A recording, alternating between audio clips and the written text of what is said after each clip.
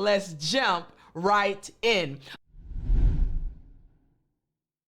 Tip number 1, the very first thing to help you, again, speak English with confidence is to immerse yourself in English media.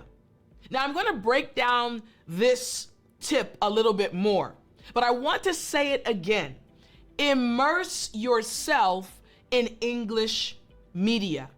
We are living in a time where the internet, cell phones, computers, all of these technological advancements have connected us in ways that did not exist 20, 30, 40, 50, even 60 years ago.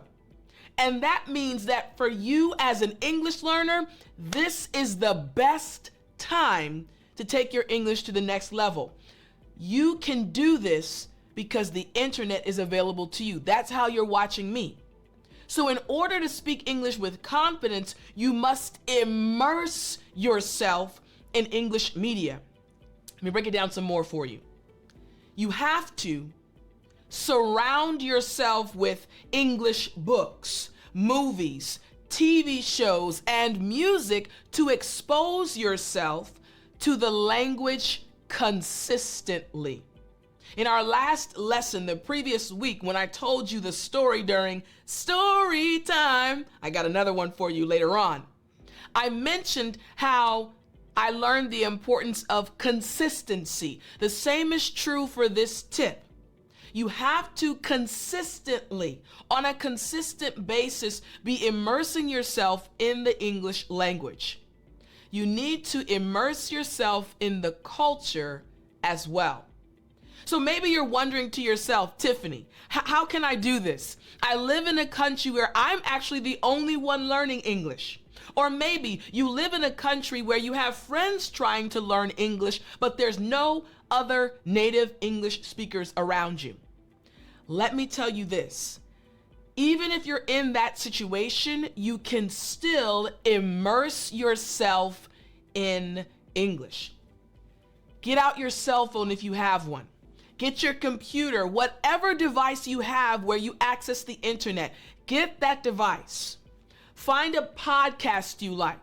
Find YouTube channels, not just with English teachers like myself. I'm happy you're watching the video or listening to this lesson, but find other videos on YouTube about topics you're interested in. Music, food, technology, whatever you're interested in, but find a channel that is run by a native English speaker and watch it. Immerse yourself in it. Even if you don't understand everything in the beginning, at the beginning you might not understand every word, every expression they're using, but over time you'll start to understand more. We're talking about helping you speak English with confidence. You need to immerse yourself in the language. And the internet is now giving you the ability to do this, even if you're not living in a native English speaking country. So, tip number one, immerse yourself. Every day be watching something or listening to something or even reading something in English. Enjoy it though. Have fun with it. All right? Tip number 1. Now let's move on to tip number 2. Again, we're talking about helping you speak English with confidence. Tip number 2. Practice speaking with native English speakers. Now you're probably thinking to yourself, once again, Tiffani, how? I'm not in a situation where I have access to native English speakers. My friend, don't you worry. Don't worry. Let me explain this tip a little bit more. It's important to find conversation partners or join language exchange programs to practice speaking with native English speakers. You can engage in conversations on various topics. Now, you might be in the situation where you cannot afford to pay for a tutor. Again, going back to what I said earlier, my friend, you do have access to the internet. Go online. Find Facebook groups Facebook forums. Go online and find different websites where people are chatting, having conversations, and join the conversations. You don't have to start out with, "I'm sorry, I'm an English learner," or "I'm sorry, my English is not good." No, just hop. You see that? If you're watching the video, hop right into the conversation. That's how you will improve your English confidence. People don't care if your English is the best or if you make mistakes. Just get involved with the conversation. People will be interested in what you have to say. Now, the important thing is when you're entering these conversations, make sure the conversations are about topics you're actually interested in. If you don't like politics, don't join a politics forum. But maybe you're a gamer, right? Maybe you like video games, or maybe you're an individual who enjoys talking about history. Join forums, join groups where these topics are being discussed. And what's going to happen is you're going to develop relationships. You're going to develop friendships. And over time, you'll start speaking more with certain individuals in these groups. And you might actually say, "Hey, you guys want to hop onto a Zoom call and let's actually see each other?" Let me tell you a quick story. This is not part of story time. Don't worry. Story time is coming later. But this happened. So in my academy, I run the Speak English with Tiffani Academy. And again, you are welcome to join our family. The link is in the description. But in my academy, I have watched my students become best friends. I have watched students travel to other countries to meet each other. And they literally are now best friends. They've met each other's families. Why? Because online, they were interacting with each other. Now, the same can happen with a native English speaker if your goal is simply to get to know them. This is a tip I want to give you in conjunction, in addition to this tip. When you are speaking with native English speakers, remember, we are humans too. We know that you want to learn our language, and we know, again, I'm a teacher, so it's totally okay. My position in this relationship is as your teacher. But when you're trying to have conversations with other native English speakers, remember the other person on the screen, if you're having a video call, the other person on the opposite side of your texting is a real person. So they don't want to feel like, "Oh, you really don't care about me. You just want me because of my English." Just remember, we're all human beings. And the moment you start caring about them as a person, that's when you'll start developing deep relationships and will actually help your English fluency. I experienced this many times when I lived in Korea, and I had so many conversations with other English teachers saying like, "Man, there are some students we just click with." Why? Because they treat me like I'm a person. I'm not just someone that can give them what they need, but they care about me. And I've developed some close relationships with students of mine who were students initially, but are now literally very close friends. So again, this tip, I want to help you. Your goal, yes, I know you want to speak English with confidence, but with this tip, in order to practice speaking with native speakers, care about the native speaker. Unless you're paying for a tutor, it's totally okay. In that relationship, they are your teacher, they are your tutor. But if you're going to these free platforms and trying to start conversations, just keep in mind, they are people and they want to get to know you just like you'd like to get to know them. You got me? Excellent. All right, let's move on to number three. Tip number 3 is listen to English podcasts. When I say you have so many podcasts, totally free podcasts at your disposal, ready for you. You can, again, take out your cell phone or on your computer, listen to these podcasts totally for free. Now, again, you already know about my podcast, the Speak English with Tiffani podcast. Of course, I think it's a wonderful podcast. Many students agree, and I hope it helps you. But I'm not just speaking about podcasts run by English teachers. I'm speaking about podcasts run by native English speakers where they're just speaking about topics that they're interested in.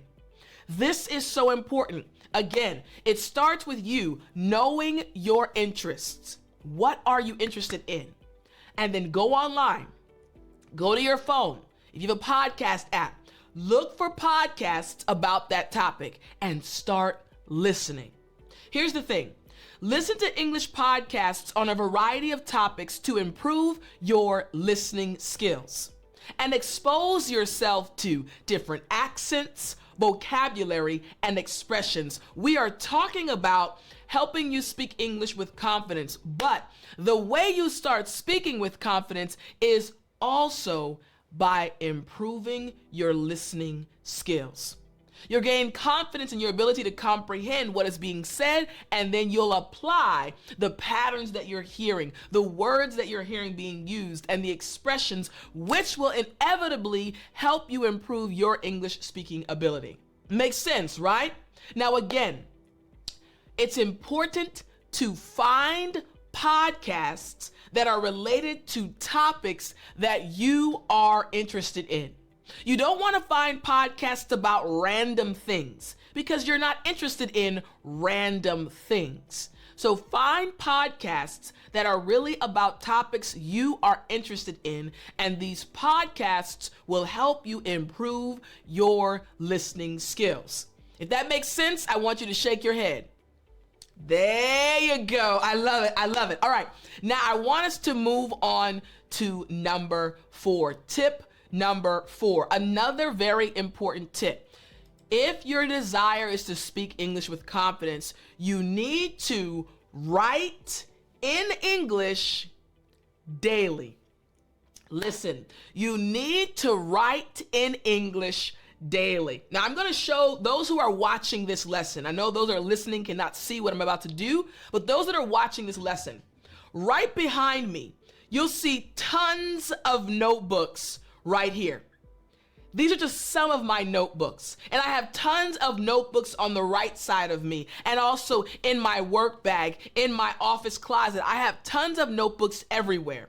Why? Because I write a lot. Now, I write down things related to this business. How can I help more English learners? How can I make better lessons? How can I ... in an effort to help you reach your English goals. I write things down. There's something that happens when you write things down. It helps your brain process information, and it also helps you retain information. So, for you as an English learner, set aside time each day to write in English. Whether it's journaling, writing essays, or practicing grammar exercises. Seek feedback from native English speakers if possible. Remember, the goal of this practice is not to get every single word that you write corrected. Is the grammar right? No. The goal is to help you process your thoughts and produce them on paper in English. It's interesting, right? I'm helping you speak English with confidence, but the last 2 tips have been about listening and writing, not speaking. The reason is because of the way our brains work. In order to speak with confidence, the very first thing that must happen in your brain is your thoughts being organized. So you have to process your thoughts. So listening to other people processing their thoughts actually helps you learn how to process your thoughts better in English. The same is true for this tip. Writing in English. In order to write something down on a piece of paper, you have to process information. What do I want to say? What do I want to write about my day today? In order to write, I must first organize my thoughts. So for you, my friend, your goal is to speak English with confidence. I'm telling you right now, if starting today, you begin writing, it doesn't matter the amount of time. Remember I said last week, consistency and just doing it. As long as you pick, it could be 2 minutes, it could be 5 minutes, it might be 15, it's up to you, but do it every day. Just write what happened during your day, write something that you heard that really impressed you. I guarantee later on what you wrote is going to come out of your mouth because you've already processed it in your brain. Makes sense, right? Excellent. All right, here we go. Tip number 5, another important tip. Here we go. Take advantage of language learning apps. Listen, I am telling you, the time that we are living in right now, you have everything literally being put on a plate for you. Meaning it's so easy to access things that back in the day were very challenging to access. I remember when I was learning Korean, at that time, the only thing really available was Rosetta Stone. Some of you may remember and some of you might not remember what Rosetta Stone actually was. It was the most popular language learning program at that time. At that time, we didn't have these amazing cell phones with all of these language learning apps. My friend, download a language learning app and use it. Now, of course, you know, I also have an app, the English with Tiffani app, and I encourage everyone to download the app. The app is free to download. But why do I encourage you to use this app? Again, you might not, that's totally okay. There might be another app that will be helpful for you. Go for it. But why do people like myself, teachers or other individuals, create these language learning apps? Because we know how important it is to be consistently engaging with the language. You always have your phone with you. So when you're sitting on the bus or you're traveling somewhere or you just have a few moments, you can open your phone, open the app, and even for 5 minutes, practice something. So whatever app you choose, again, it might not be my app, English with Tiffani, and that's okay. But if you find another app, make sure you're using it. So let me explain this a little bit more.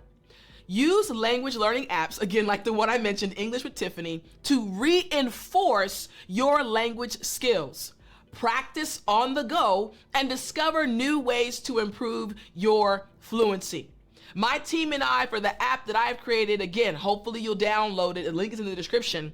We work continuously to figure out ways to help English learners. Hey, this is a good practice application we can help the students really start using on a regular basis. Or, hey, let's add this to the app, this video lesson to help students. Why? Because our entire goal is to help you achieve your English goals. And the same is true for every other language learning app. You have the opportunity to download multiple apps that will help you on your English journey. All right. Now, again, I have practice lessons after every one of my video lessons. And for those listening to the podcast, you can practice in the app. Why? I want you to reach your goals. And so do other English teachers and people that have created language learning apps. So use the apps. They will help you so much.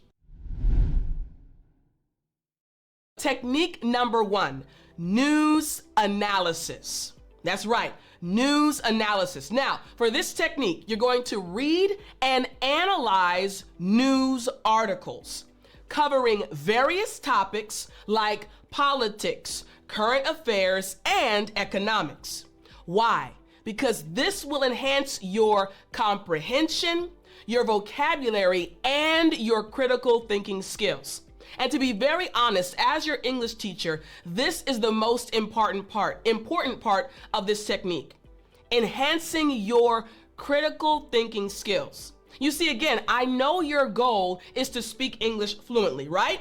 That's why I'm giving you these techniques. But in order to speak English fluently, my friend, you must first think, you got it, in English. You have to train your brain to think like a native English speaker. You need critical thinking skills. You need to be able to answer the 5 W's, who, what, when, where, and why. Give reasons to support your answers and details and many other things connected to properly thinking in English. So, with this technique of news analysis, you're going to find various articles. And because of the time that we're living in right now, you have access to the internet. That's how you're watching me. Maybe you're on your cell phone right now, looking at the YouTube video, or maybe using your computer or a tablet. But you're using the internet right now to watch this lesson, or you're listening to it via a podcast app on your phone. Well, the same internet provides you with various news articles in English. Find articles about various topics. Then you're going to take your pen and a piece of paper or a notebook and start analyzing, what is this article about? Who is talking? Where is the issue? What's the country? Answer the 5 W's. Analyze that article. Now, in the beginning, it might feel like you're just studying for a test. But no, my friend, you're training your brain to do what? Yes, think in English, because your goal is to speak English fluently. So again, number 1 is news analysis. You have access to so many news articles online, blogs, and different websites. Pick an article and analyze it, all right? Technique number 1, news analysis. Now, technique number 2 is just as important. In order for you to speak English fluently, this technique must be used. Debates and discussions. Once again, debates and discussions. Now, I'm gonna break this down. Don't worry, this is not story time. Hey, that's coming at the end. Don't miss story time. But I remember being in high school as a native English speaker. Remember, my goal is to help you start sounding like me, a native English speaker, and I believe you can do it. I remember when I was in high school, well over 25 years ago, right? And I remember my English teacher teaching us how to debate. Why was that so important? Because she was helping us, native English speakers, Americans, learn how to organize our thoughts, to prove a point, to present an idea, to support our debated topic, right? We were learning how to organize our thoughts. So when you participate in debates and discussions, you'll also learn how to organize your thoughts. So listen closely. Engage in written or oral debates, spoken, vocal, right? And discussions on topics of interest. Very key. It must be on topics of interest, things that you're actually interested in. If you don't care about politics, don't debate about politics, right? You want to debate something you actually care about. Music, art, science, sports, whatever it is, right? This will help you practice expressing your opinions and sharing your ideas. Man, I love this. Listen, because your goal is to speak English fluently. That literally only means you have the ability to express your thoughts, your ideas, and your opinions. That's what it means to speak English fluently, to be able to eloquently present your thoughts. When you participate in debates and discussions on topics you're interested in, you already have a database in your mind. Information that you have gleaned over time, built up this database in your mind, right? And when you go to a debate, you'll have something to say. The more you practice doing this, whether verbally or typing, online, having a discussion about a certain topic, the easier it will be for you to speak in other situations about that topic. We're talking about helping you speak English fluently. This is a very different way for you to study English. I'm sure you're used to studying books and just going to a course and just sitting there, right? No, I want you, yes, continue doing that, but also to really start taking control of your English journey, all right? So number 2, debates and discussions. Now, I will say this, don't be rude. Don't be mean. Debates and discussions, these can be very healthy debates, right? I have debates with my nieces sometimes. Hey, what's the best fruit? I love apples. True story. My nieces, they like strawberries. I'm like, okay, strawberries are good, but I like apples because ... That's a healthy debate. We're just having a debate or a discussion, right? Make sure it's a healthy debate or a discussion. Don't be upset. Enjoy the conversation. You got me? All right, here we go. Technique number 3. Technique number 3. Reverse translation. Reverse translation. Listen very closely. Pick a short text in your native language. That's right. I'm telling you, whether you speak Vietnamese, Spanish, French, Creole, whatever your language is, pick a short text, maybe a paragraph in your native language. Then translate it into English. This will help you start thinking more in English. Pay attention. Normally, your issue, your struggle, right? Nod your head if you agree. You see something in English. Someone gives you a paper and there's English on it and you're like, okay. Immediately your brain goes to translate that text into your native language. Has that happened before? You can shake your head. Yes, right? I've been there too. I was there in the past when I was learning Korean, right? Immediately translating it to my native language, English. What I'm telling you to do is the reverse. Take some text, piece of paper that has a paragraph on it, or even online. That's in your native language, right? And now force yourself to translate that to English. Why is this so important? Remember, in order for you to speak English fluently, you must first, yes, think in English. We're getting you to this point where you'll be able to speak English fluently and with confidence. In order to do that, you have to think in English. So, reverse translation. Again, as your English teacher, I'm telling you, yes, this is okay. Find text in your native language and translate it to English. It's okay to use a dictionary, right? To look up words that maybe you don't know.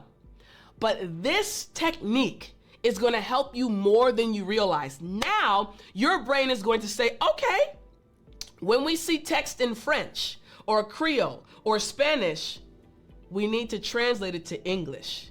The reverse is happening. You got me, right? Excellent. All right, so again, third technique, reverse translation. Let's move on to technique number 4, vocabulary expansion. Again, vocabulary expansion. And the first thing that popped into my mind before I give you the explanation of this was my niece. My niece is 7 years old right now, right? And she's learning many things in school, right? She's expanding her vocabulary. Now, as her aunt, right? I'm 41 years old at the time of this recording. I am a lot older than her. I've been studying a long time. I've had many more experiences. I've been exposed to many other things, right? Many more things than she has, right, in her 7 years of life. So I have a more expansive vocabulary. What does that mean? It means that I am able to express my ideas, express my opinions, express my thoughts more eloquently than my niece. It's not about her being smart. She's extremely smart. It's just that she needs time to expand her vocabulary, right? The same is true for you. First and foremost, you are smart. You are intelligent. You simply need to apply this technique and expand your vocabulary. In your own language, I'm sure, man, you can really speak, right? Now we want to get you to the point to where you can express yourself the same way in English. So here we go. Regularly learn and review advanced vocabulary related, this is key, pay attention, related to specific fields or areas of interest, using flashcards or vocabulary building apps like Memrise or Quizlet, or there are other apps. And actually I do have an app, but I'll tell you about that in a second. A totally free app, and also I have a free newsletter. So here's the thing though. The more you expose yourself to vocabulary, of course, the wider and more vast your database of vocabulary words will get. But notice I said related to a specific topic. This is the key, and over my many years of being an English teacher, I've realized that when students, English learners like you, learn vocabulary that is connected to something, they tend to retain it a lot longer. I want you to retain the vocabulary and be able to use it during conversations. So again, learn vocabulary related to a specific topic of interest. Now, I said earlier again, because of this desire, I literally started a totally free, you heard me right, a free daily English vocabulary email newsletter. All you have to do is go to www.dailyenglishvocabulary.com. The link is in the description, or you can go there directly. What is this? Again, I have taught thousands upon thousands, millions of students on YouTube, but thousands upon thousands of students in person. And the one thing I know that each student, no matter what your level, beginner, intermediate, or advanced, each student needs is vocabulary. And I could not find a vocabulary email that was sent every single day with 5 new vocabulary words about a specific topic. So I said, Tiff, you have to make it. And I'm just doing this because I want to help you. So again, it's free. You don't have to pay anything. It's just to help you every day expand your vocabulary. So hit the link if you'd like. You don't have to because it's free, but I want to help you expand your vocabulary. This is going to, in the end, help you speak English more fluently. All right, so let's move on to technique number 5. Simulated conversations. Again, simulated conversations. What does this mean? Act out various roles in a dialogue or conversation using language learning apps, scripts, or improvisation techniques to improve speaking fluency and confidence. This will help you feel more comfortable in real life situations. Now,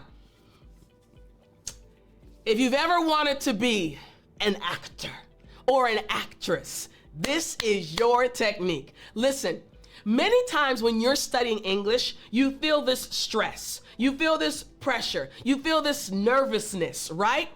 With this technique, the goal is to help you release all of those things.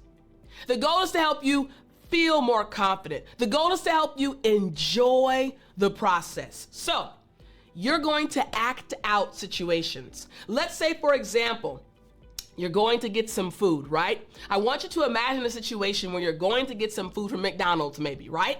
In America, right? You can find a script, right? The typical things they ask you, right? How you respond, how you place your order, then act it out and reverse it.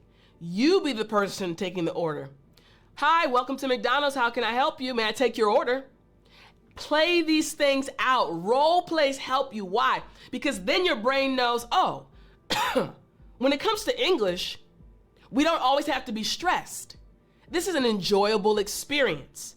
So different things will be released to help you calm down. Make sense? So again, simulated conversations, or in other words, role play. Here we go. Let's move on to technique number 6. Transcript analysis. Transcript analysis. Now, what you're noticing probably is that these techniques are not the regular techniques you've probably been following, right? Or utilizing, right? But these techniques work.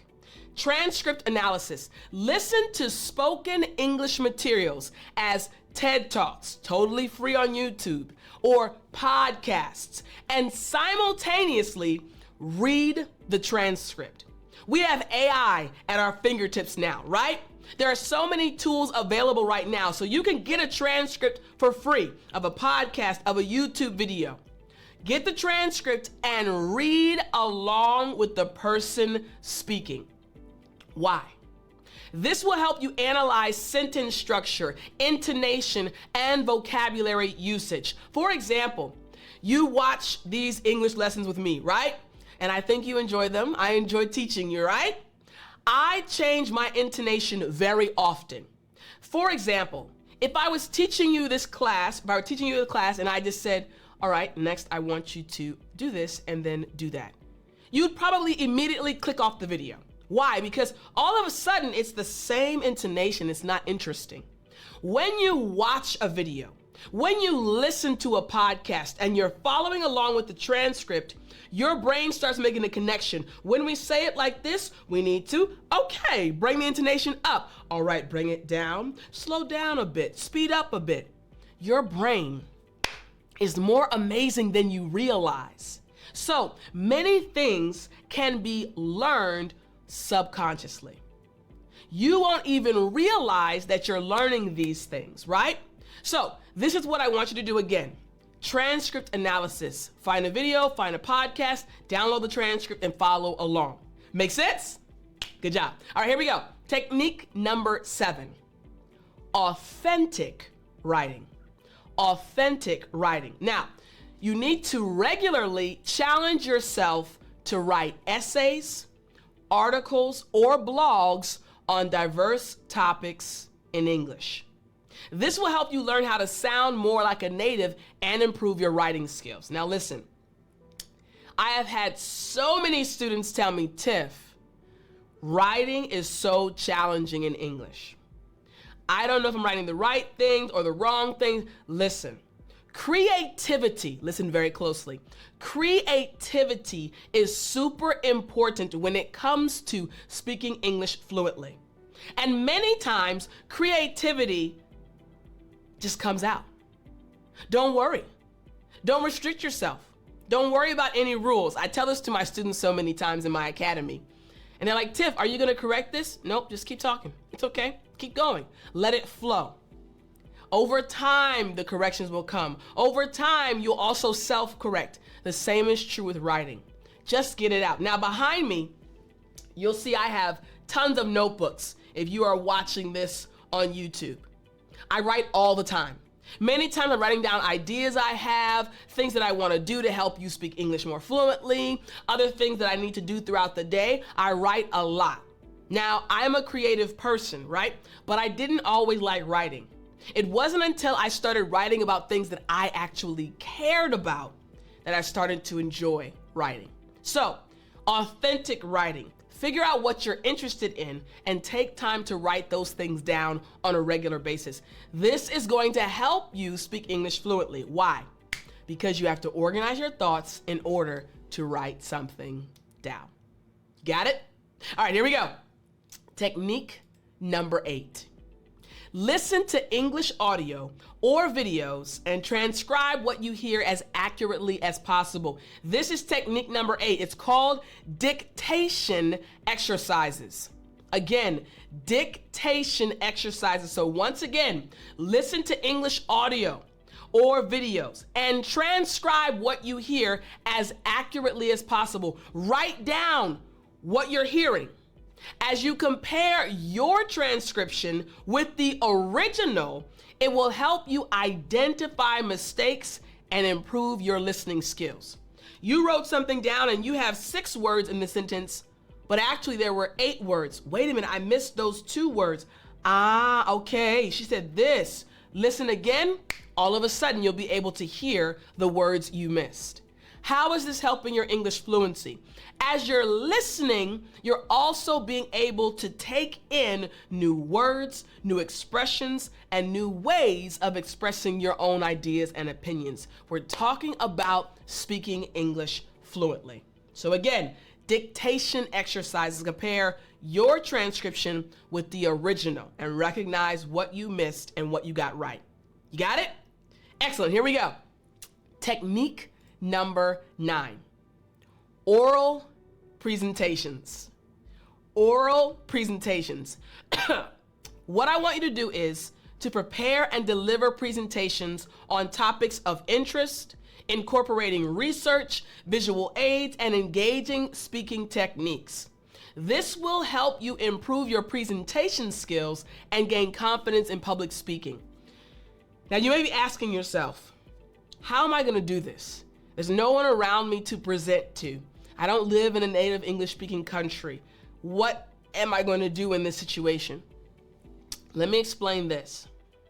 Everything I'm teaching you right now, these techniques, specifically this one right here, when I was in high school, even middle school, high school, college, even at my first job, I had to do and give oral presentations. I had to practice organizing my thoughts about specific topics. I had to make sure I could present information to those listening to me in a way that they were able to understand. What is that? Speaking English fluently. Being able to present an idea in a way that the person listening will be able to understand and follow along. So when you're doing this, no one needs to be in front of you. It's totally okay.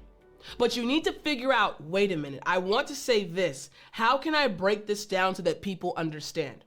Now, I would encourage you to present it to other English learners. That's totally fine. If you have a community, like my students in my academy, we have a community, a Telegram community, and they're able to bounce ideas off of each other. They record videos, upload them to our group, and their friends give them feedback to let them know, hey, I understood that was very clear. Hey, I didn't understand this part. Can you give me more information about that? And that helps them develop their speaking skills. For you, again, the same is true. Create oral presentations, and then if you have to, talk to yourself in a mirror. I did the same thing. When I was learning Korean, I remember very vividly being in the bathroom of the dormitory that I was staying at and getting up around 4 a.m. before everyone else got up and talking to myself in the mirror, practicing what I was gonna say. This will help you speak English more fluently, removing the nervousness and helping you convey your idea properly. Technique number 10. Language learning challenges. Language learning challenges. Now, set monthly or weekly challenges for yourself, such as reading a book in English, watching movies without subtitles, or maintaining a conversation in English for a certain amount of time. This will help you achieve your goals faster because you will have more structure. Listen very closely. It's all about setting these milestones, things you're working towards. So each month or each week, if you have time, figure out how you are going to challenge yourself for that time period and work towards that goal. Hey, this month, Teacher Tiffani told me about the transcription technique. I'm gonna watch one video a week, transcribe it, and then compare what I wrote to the actual transcript. I wanna do 4 this month, so that's 1 each week. Immediately you have something to work towards. It's important to challenge yourself. And you can also participate in other challenges that might be presented to you online. But challenge yourself. Here's the deal, my friend. You can achieve your goal this year. You will be able to speak English fluently, but you have to do something different from what you've already been doing. What you've been doing has gotten you to this point, but you want to get here. So you have to change what you're doing. These techniques will help you. Here's tip number 1. Tip number 1 is read a short news article and summarize. Listen very closely.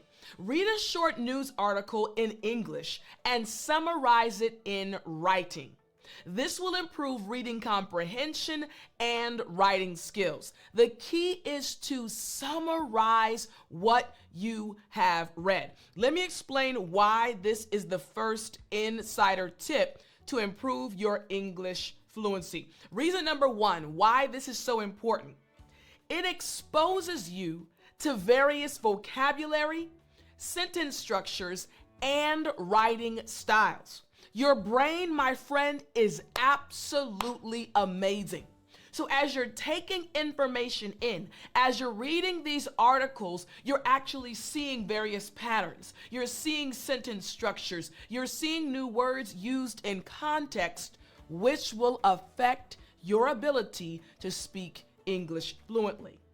The second reason why this tip is so important is it enhances your understanding of how information is organized and conveyed in written English. When you improve your reading skills, you actually will end up improving your speaking skills. Now we'll talk about confidence. Don't worry, I believe in you, right? But again, this will enhance your understanding of how information is organized. When you're learning another language, it's important for you to learn how people who speak that language actually think. How do they organize their thoughts? That's why I talk about the 5 W's all the time. Who, what, when, where, and why. In the last lesson, if you didn't see it, please go watch it after this lesson. I talked about the simple rule of 3s. Reasons, explanations, or examples, and also giving your ideas in a clear way using the simple rule of 3s, right? This is important for you as you're reading following this tip. The third reason is it helps develop your ability to extract key information and summarize it effectively. Your goal is to speak English fluently, right? You want to sound like a native English speaker. My friend, I believe in you. I know you're smart enough. In order to achieve this goal, though, you must understand how to pick out the key pieces of information. Because English fluency is not just about talking for long periods of time. No, it's about getting the key pieces of information and presenting them clearly, which is why I teach you English. My goal this year is to help you achieve your English goals. So it's important for you to be able to pick out the key information. Now, don't forget, you can practice what you're learning. All you have to do is download the English with Tiffani app. It's free. The link is in the description. But I want you to be able to organize your thoughts by seeing how other native English speakers actually organize their thoughts. So, tip number 2 to crack the code of English fluency is listen to a podcast or watch a video. These tips seem so simple, but sometimes the simplest things have the greatest results. Once again, the 5 W's, the simple rule of 3s. These things that I'm teaching you, they're simple, but when you put them into practice, ooh-wee, your English will change. So listen to this. Listen to a podcast episode or watch a YouTube video in English. Here's the key. On a topic of interest, something you actually care about. Take notes on key points and vocabulary. We're going back to what we talked about in tip number 1. You need to be able to grab the key pieces of information. This will help you be able to speak English fluently. Remember, we're cracking the code to English fluency. Being able to clearly express your ideas, your thoughts, and your opinions. So, here are 3 reasons why this tip is so important. Reason number 1, it improves your listening comprehension when you're listening to podcasts or listening as you watch a video. It improves your listening comprehension skills by exposing you to different accents, speech patterns, and vocabulary used in real-life conversations. In a class I taught just yesterday for my academy students, one of my students said, "Tiff, I remember when I first joined your academy, I wasn't able to understand people using different accents. But now it doesn't matter where a person is from, which part of the United States or which part of the world, I can understand them." Why? Because they've listened to so many conversations I have in my academy. Natural and real conversations where people have different accents, and they've spoken to other English learners who have different accents. The more you listen, the more your listening skills will improve, and this will affect your English fluency. Secondly, it helps you develop the ability to identify and understand specific information, such as main ideas, supporting details, or opinions expressed. Listen, think about a child, because right now I know you're wondering, "Tiff, I'm enjoying the lesson, but I just don't see how me listening to something or reading something is going to affect my speaking ability." Remember, I'm talking about getting the key pieces of information. You're literally, with these first 2 tips, training your brain to get the most important points. It's like a child. When a child first learns how to speak a language, whether it be your language or English, right? Kids in America, right? My nieces, right? When they were little. Your children or your nieces, your nephews. Children are listening before they can speak properly, picking out key pieces of information so when they formulate their first sentences, they know, hey, let me put the key information. I don't just want to say and the it. No, I want to say I want the cup, right? They pick out the most important pieces of information. This is what you're training your brain to do. The third reason, taking notes as you're listening to a podcast or watching a video encourages active listening and reinforces vocabulary acquisition. As you're listening, if you're taking notes, you're telling your brain, hey, these are the words. This is the information that is important. I want to retain these words. I want to keep these pieces of information so that I can use them later. We're talking about cracking the code to English fluency. Here's tip number 3 I want you to pay attention to. Tip number 3, find an English language TV show. Now pay attention very closely. Find an English language TV show, movie, or series and watch one episode with English subtitles. Focus on understanding the dialogue and try to pick up new expressions. Notice I said an English language TV show. Not a TV show that has English subtitles, but they're speaking in another language. No, you need to find a TV show. Again, you're learning American English, right? Find an American TV show. Watch it. Turn the subtitles in English on. It's totally okay. Try to figure out what they're talking about. Read their facial expressions. Watch their body language as they're saying certain things. Try to grasp as they're speaking new concepts, new patterns, new structures, new expressions. This is all part of speaking English fluently. Why is this important? This tip. First reason, here's why this is so important. It familiarizes you with colloquial language, slang, and idiomatic expressions commonly used in everyday conversations. The way I'm speaking to you right now, I know I'm speaking clearly, you can understand me, but I don't speak like this when I'm speaking to my friends. I speak clearly, but I use different words. Why? Because we're American, I can be more comfortable as far as the way that I'm speaking. I'm in teacher mode right now, right? And I'm happy to teach you. When I switch it though, I don't want you to be confused, which is exactly why I give you story time at the end. Now during story time, I'm completely natural and I use idiomatic expressions. I use colloquial terms. Why? Because I want you, my friend, to understand and be able to use them in the future. That's why this tip is so important. Here's the second reason. It improves your listening skills by training your ear to recognize spoken words and phrases in context. We're talking about cracking the code to English fluency. You can do it. I believe in you. It's just about knowing the tips and tricks that will work. Here's the third reason. It provides visual and contextual cues that aid in understanding, allowing you to bridge the gap between written and spoken English. Remember earlier I said, watch their facial expressions, watch their body language, see how they're actually moving as they're speaking. These things will help you adapt and actually start using what native English speakers are using in those television programs, all right? Helping you crack the code to English fluency. Here's tip number 4. Write a diary entry.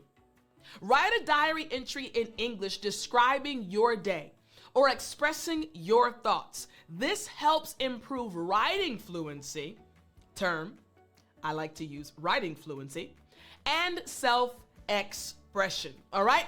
When you write your thoughts down, you're actually helping yourself be able to formulate your ideas, which will affect your English fluency. Here's the first reason why this is so important. Reason number 1, it promotes regular writing practice, allowing you to experiment with vocabulary and sentence structures in a safe environment. It's your notebook. Listen, you see all these notebooks behind me if you're watching the YouTube video. I have tons of notebooks because your teacher also writes down many things throughout the day. It helps you process your thoughts.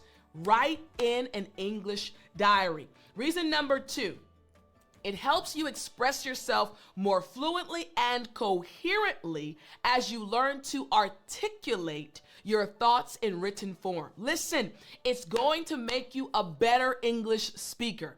Why? Because as you're writing, you're practicing organizing your thoughts, formulating your ideas, getting a clear way to express your opinions. And third, the third reason is it develops your writing fluency. I told you earlier, writing fluency, by building confidence and encouraging you, my friend, to think in English. We're talking about cracking the code to English fluency. So far, these 4 tips, you can do each of them even if you're studying on your own. This is why I create these YouTube videos, these lessons, and this podcast for the audio listeners, because I want to encourage you. You can do it even if you're by yourself right now in your country. You can follow these tips and crack the code to English fluency. Here's tip number 5.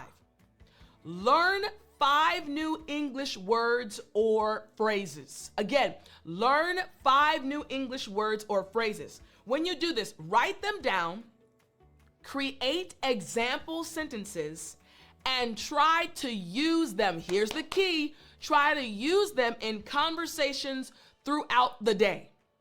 The same day you learn a new word, the same day you learn a new expression, try to use that word or that expression throughout the day. Why is this so important? Why does this work? Reason number 1, it expands your vocabulary, enabling you to express yourself more precisely and effectively. Put it to use. Don't worry about making mistakes. You hear me say it all the time, and my academy students hear me say it all the time. Don't worry about mistakes. Just try. That's all you got to do. Reason number 2, it improves your ability to understand and use idiomatic expressions. The more you try, you're learning 5 new words or expressions one day, and then you're putting them into practice on that day, applying them to your actual life. And reason number 3, it reinforces learning through active usage, helping you internalize new words and phrases. For example, one word that literally every English learner, every student, every member of our family in the Speak English with Tiffani Academy, they know how to use this word. The word is elated. And if you're my student, I know you're shaking your head right now. Yes, Tiff, I know how to use that word. The word is elated. It means extremely happy. Why? They keep using the word on a regular basis. After they learned it, they used it in practical situations, real life conversations, and now it's really a part of their vocabulary database. So the students in my program, they know how to use the word elated because they put it into use. Tip number 6, watch a TED Talk or a speech. Now, watch a TED Talk or a speech in English and take notes on the main ideas presented. Summarize the talk in your own words. Giving a speech and having a conversation, these are 2 different things. When a person is giving a speech, it's similar to what I'm doing right now. I'm presenting information. No one is really responding to me, even though I know you're talking back to me, right? Come on now, I know you are, right? But this is why this is so important. This tip is truly important. Reason number 1, it enhances listening and note-taking skills, helping you identify, once again, important details and distinguish main ideas from supporting information. The more you build this muscle you have to recognize the main idea and recognize supporting information, the easier it will be for you to do the same when you're speaking English. In other words, cracking the code to English fluency. Here's the second reason. It improves your ability to condense information and express it fluently and accurately. People who give TED Talks, when someone gives a speech, they have to condense a very large topic into easily digestible points. I'm teaching you about English.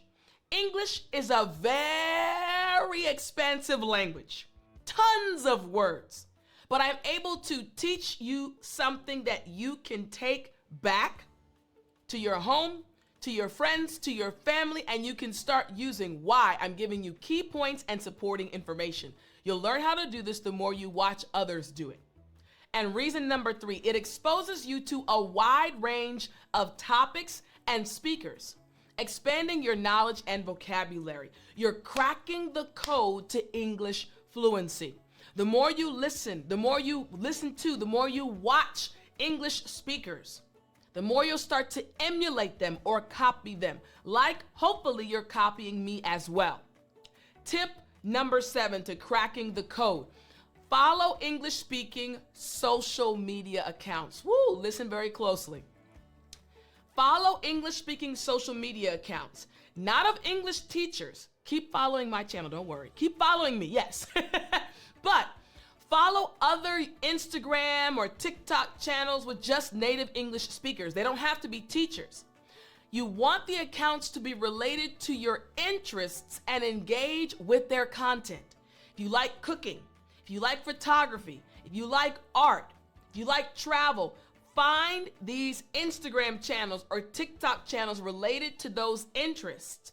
Follow them and comment in English. Don't be afraid. It's okay to make mistakes. Don't worry. But you need to interact with these channels. Comment, ask questions, and participate in discussions in English. This is all about building your confidence. The more you interact, the more you participate, the more you'll realize how intelligent you really are.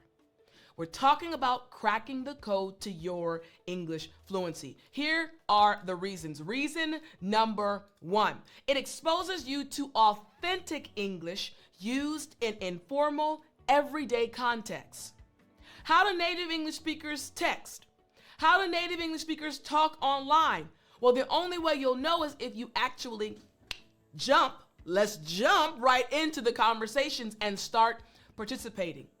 Next, it improves reading skills as you navigate through writing styles and engage with diverse content. We're using these different tips, these different methods to help you speak English fluently. The third reason, it encourages active participation and provides opportunities to practice expressing your opinions and joining conversations in English. You're giving your brain an opportunity to kick out what's already inside. All right? Tip number 8. I want you to remember this tip. Tip number 8. Learn an English tongue twister or riddle. You got me right. Learn an English tongue twister or riddle and practice saying it out loud multiple times to improve pronunciation and fluency. The more you practice, again, it's like going to the gym and lifting dumbbells, right? Getting stronger, right? Now you're giving your tongue the opportunity to improve its ability. Here are 3 reasons why this is so important, all right? Reason number 1, it will help you fine-tune your pronunciation skills because riddles often contain challenging sounds and phonetic patterns. Reason number 2, it provides practice in enunciating words accurately and speaking clearly, leading to improved clarity in speech. I hear all the time, Tiffani, it's so easy to understand you.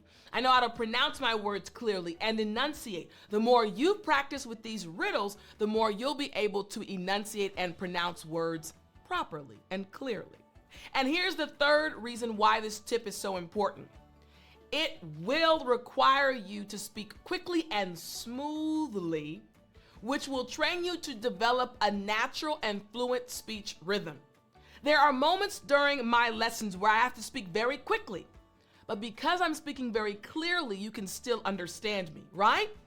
You want to develop the same exact skill. Tip number 9, record a short message, a voice message in English. Introducing yourself or sharing a small story. This is a key aspect to helping you crack the code to English fluency. Listen to your voice message and take notes. Make note of areas where you can improve pronunciation or clarity. You don't realize how important you are to your English journey. You actually know so much more than you realize. So when you record yourself and listen to it again, you'll recognize where the errors are. You'll recognize the things you need to improve. Take notes. Why is this so important? Reason number 1. It will allow you to objectively evaluate your pronunciation and identify areas for improvement.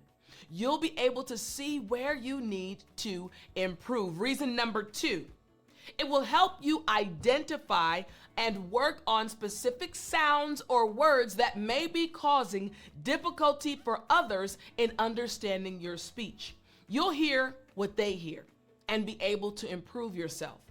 And reason number 3, it will help you see your improvements, which will boost your confidence in speaking English and encourage further practice and self-correction. As you continue doing this, cracking the code to English fluency, you'll see and be able to chart your progress, which will help you be more confident.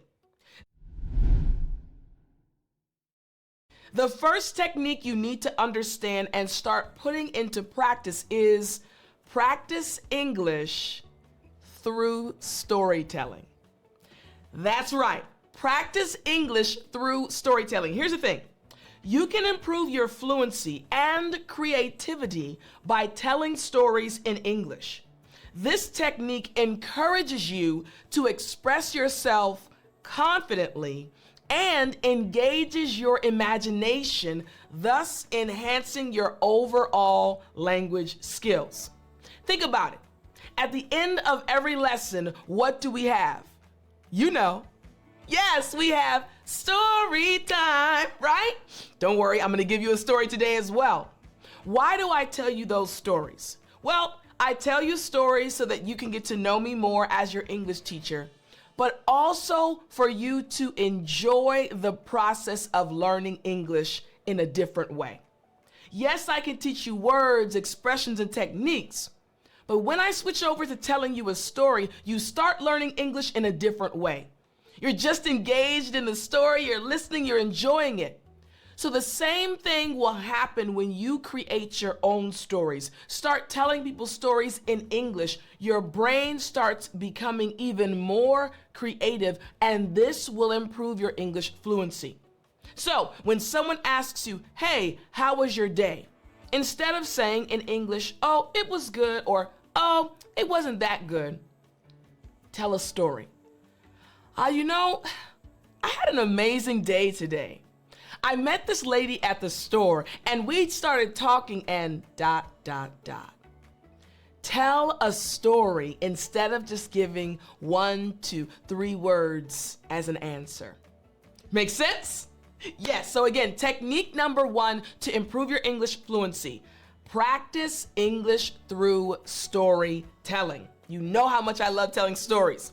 Number 2, record and analyze real life conversations. Woo, pay attention.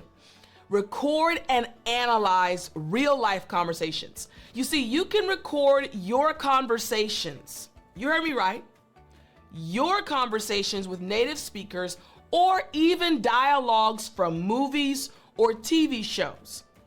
By analyzing these recordings, you can identify areas where you need improvement and work on specific aspects of your speech.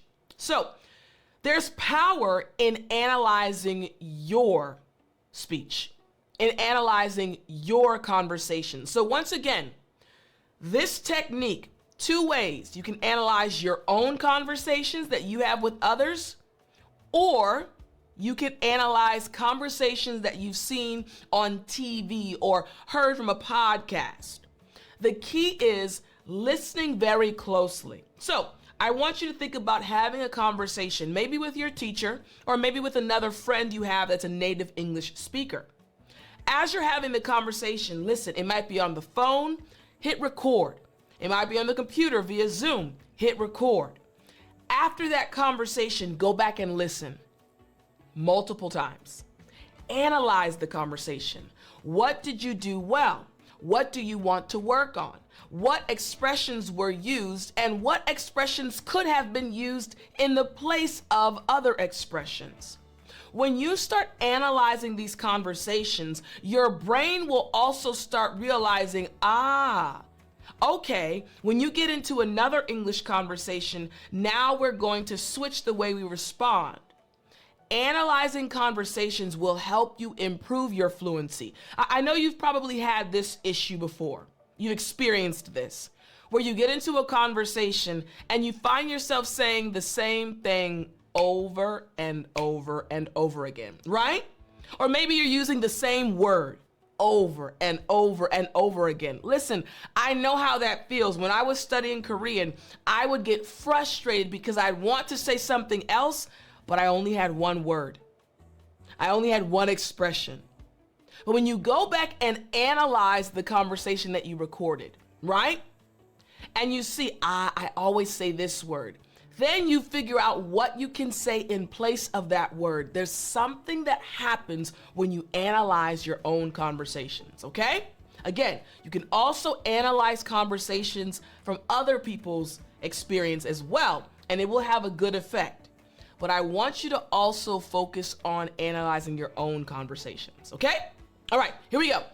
Technique number 3. Again, your goal being to speak English more fluently. Speak aloud while reading. When you have a book, right? I have a book right next to me. I'm reading this book. Instead of reading silently, right? Read it out loud. That difficulty is ... Read it out loud so you can hear yourself. Here's the thing. Read aloud to improve pronunciation, intonation, and rhythm in spoken English. This technique helps with fluency and building confidence in speaking. The more you practice, the better you'll get.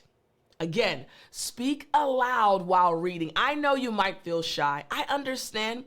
I know you might not like hearing yourself per se because you don't feel like you sound like someone else. Don't worry about that. Speak aloud while reading. The more you do it, the more you will improve. We're talking about this year. This year, my friend, improving your English fluency. So again, speak aloud while reading. You got me? Excellent. All right, we're going to move on to technique number 4, but I want to remind you, I have a daily English vocabulary newsletter that I send out via email, totally for free. This year, I want to help you speak English fluently. So today, I want to tell you about this newsletter. Go to dailyenglishvocabulary.com. Every day from Sunday to Friday, I'll send you an email for free with 5 new vocabulary words about a specific topic. I want you to be able to speak English fluently about topics. So every day I'm going to send you 5 new words. So go to dailyenglishvocabulary.com and get it totally for free. All right. So let's move on to technique number 4. Technique number 4 is seek out natural English conversations. Seek, to look for, to search for, seek out natural English conversations. So, how do you do this? Listen to podcasts or watch videos that feature unscripted, here's the key, unscripted conversations between native English speakers. I'm going to pause really quickly with the description. This is something that I do for my students in my academy every single month. They're in my Speak English Like a Native program, and I'm training them to sound like a native English speaker, to sound like me. I want to help them reach this point. So every month, I actually record a real conversation between myself and another native English speaker. We don't have a script. We literally speak very honestly. We're very transparent. Why? Because I know the power of watching, of listening to real English conversations in order for you to sound like a native English speaker, in order for you to sound fluent, to speak English fluently, to sound natural, you have to pay attention to what natural conversations actually sound like. So here's the thing, exposure to real life dialogues helps learners understand the nuances of spontaneous speech and fosters more fluid conversations. I've watched my students in this program literally start sounding more natural. They're speaking English more fluently. Why? Because they're seeing every single month a new conversation on a new topic between native English speakers, and they're watching how we speak as they look at the videos. They're listening to our intonation. They're listening to the different nuances when they listen to it via the audio file. This is how you'll improve your English fluency. Once again, seek out, search for, look for natural English conversations. Technique number 5. Technique number 5 is another good one. Engage in group discussions. Engage, participate in group discussion. Here's the thing. Join discussion groups or conversation clubs to interact with other English learners. You are not alone. Engaging in group discussions allows you to practice expressing your thoughts, engage in debates, and develop fluency in a supportive environment. I love watching my students engage with each other. There's this no judgment zone. They're not afraid of making mistakes. Why? It's a supportive environment. Find an environment that you can be involved in, where you can practice speaking English and not feel nervous, not feel shy, not feel scared. The more you practice, the better you'll become. So again, technique number 5 is engage in group discussions. Technique number 6. It's important for you to use mind maps for conversation planning. Use mind maps for conversation planning. This one makes me excited. Let me explain. Prior to discussions or conversations, create a mind map with key points or phrases related to the topic. This technique helps organize thoughts and ensures smoother and more coherent conversations. Let me break this down for you. You know that I've taught you over and over again the 5 W's method. Say it with me. Who, what, when, where, and why. This is one of the methods, one of the techniques I have been teaching you for years. Why? Because when you organize your thoughts, when you create this mind map, who, what, when, where, and why, and then enter a conversation, man, the confidence you have in that conversation will blow your mind because you have your ideas organized. That's what this technique is talking about. For example, if you know tomorrow you're going to be interacting with someone in English, and you know, hey, we'll probably talk about our careers, or we'll probably talk about our families. Prepare. Start now, creating your mind map. Get a pen, get a piece of paper, and I want you to write down. I'm looking for paper. I don't see any paper. But I want you to write down in a notebook on a piece of paper. Okay, draw a circle, family. If we talk about family, draw the circle, mind map now. What aspects of my family do I want to go into? Okay. My husband just got a new job. Okay, my husband's new job. Okay, next, my daughter, she's playing on the soccer team at school. Okay, soccer team, my daughter. Start planning out what you're going to say, and I guarantee you, you'll be able to speak English more fluently, and you'll be at ease. You won't be nervous. You'll be relaxed. So again, use mind maps for conversation planning. Plan ahead of time.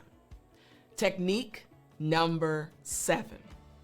Use the self-repetition technique. Again, the self-repetition technique. Listen closely. Repeat what you just said, but rephrase it slightly. This is something I do throughout my lessons, and you've probably caught on to this. I will say the same thing over again using different words. Why? Because I want to help you learn synonyms. I want to help you see how to say the same thing in a different way. For example, rephrase it slightly. Say it differently. Change the words and say it again. All of these mean the same thing. Each of these statements mean the same thing, but I'm saying them differently. Again, repeat what you just said, but rephrase it slightly.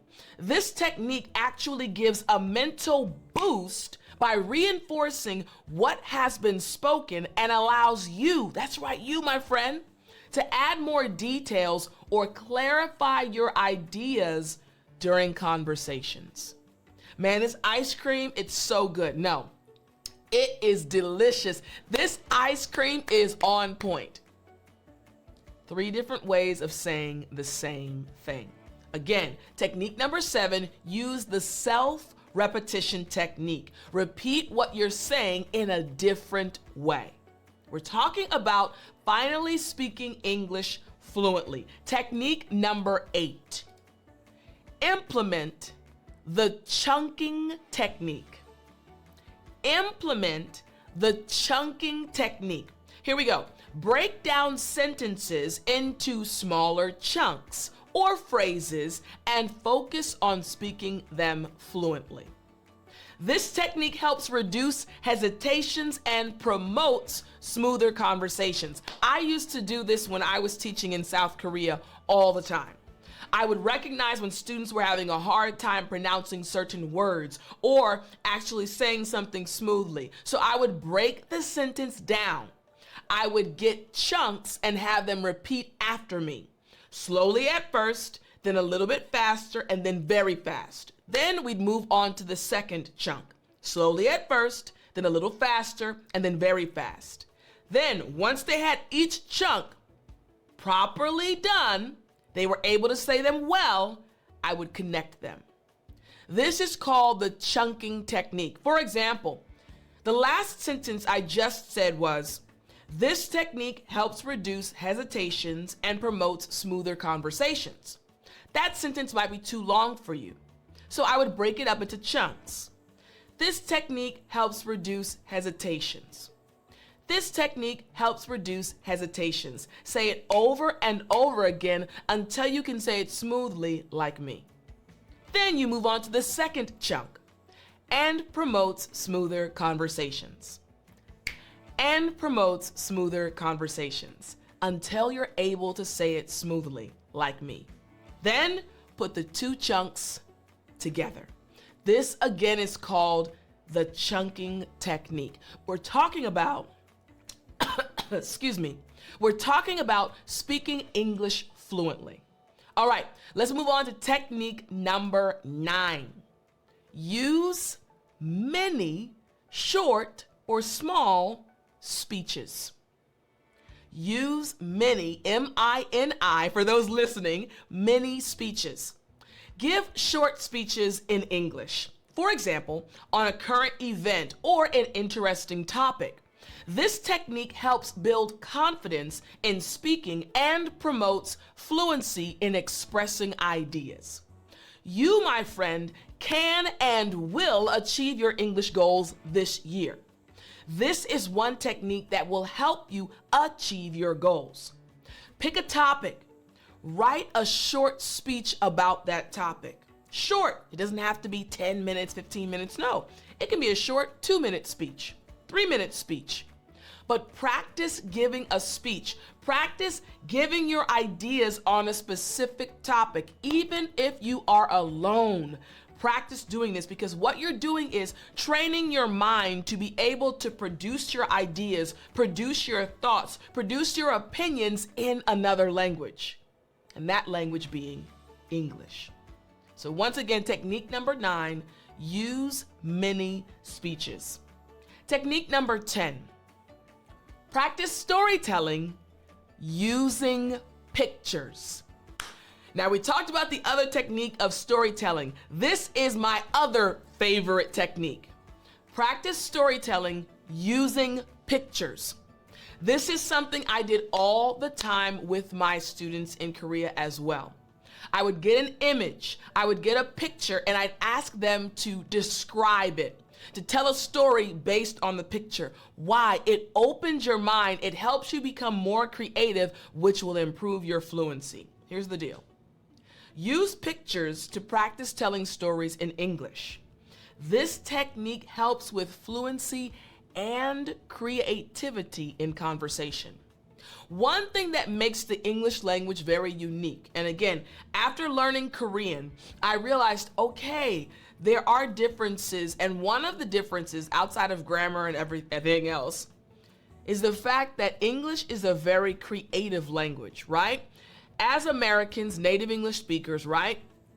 we focus on being able to share our ideas, share our opinions, and present them in a way that people can understand them. So we have to constantly think in a creative way. We love storytelling. When you meet someone, even if you don't know them, they'll start telling you a story sometimes. It's a very creative language. So when you practice telling stories, when you practice looking at a picture and trying to figure out what that picture is about, it will actually help you improve your English fluency. Trust me, I'm telling you, this is going to change your English this year. Today, I'm going to give you 9 simple steps to total English fluency. You heard me right. This lesson is going to give you exactly what you need to go from where you are to where you want to be as you're on this English journey. Are you ready? Well then, I'm Teacher Tiffani. Let's jump right in. Step number 1, set realistic goals. My friend, I need you to listen to me. Set realistic goals.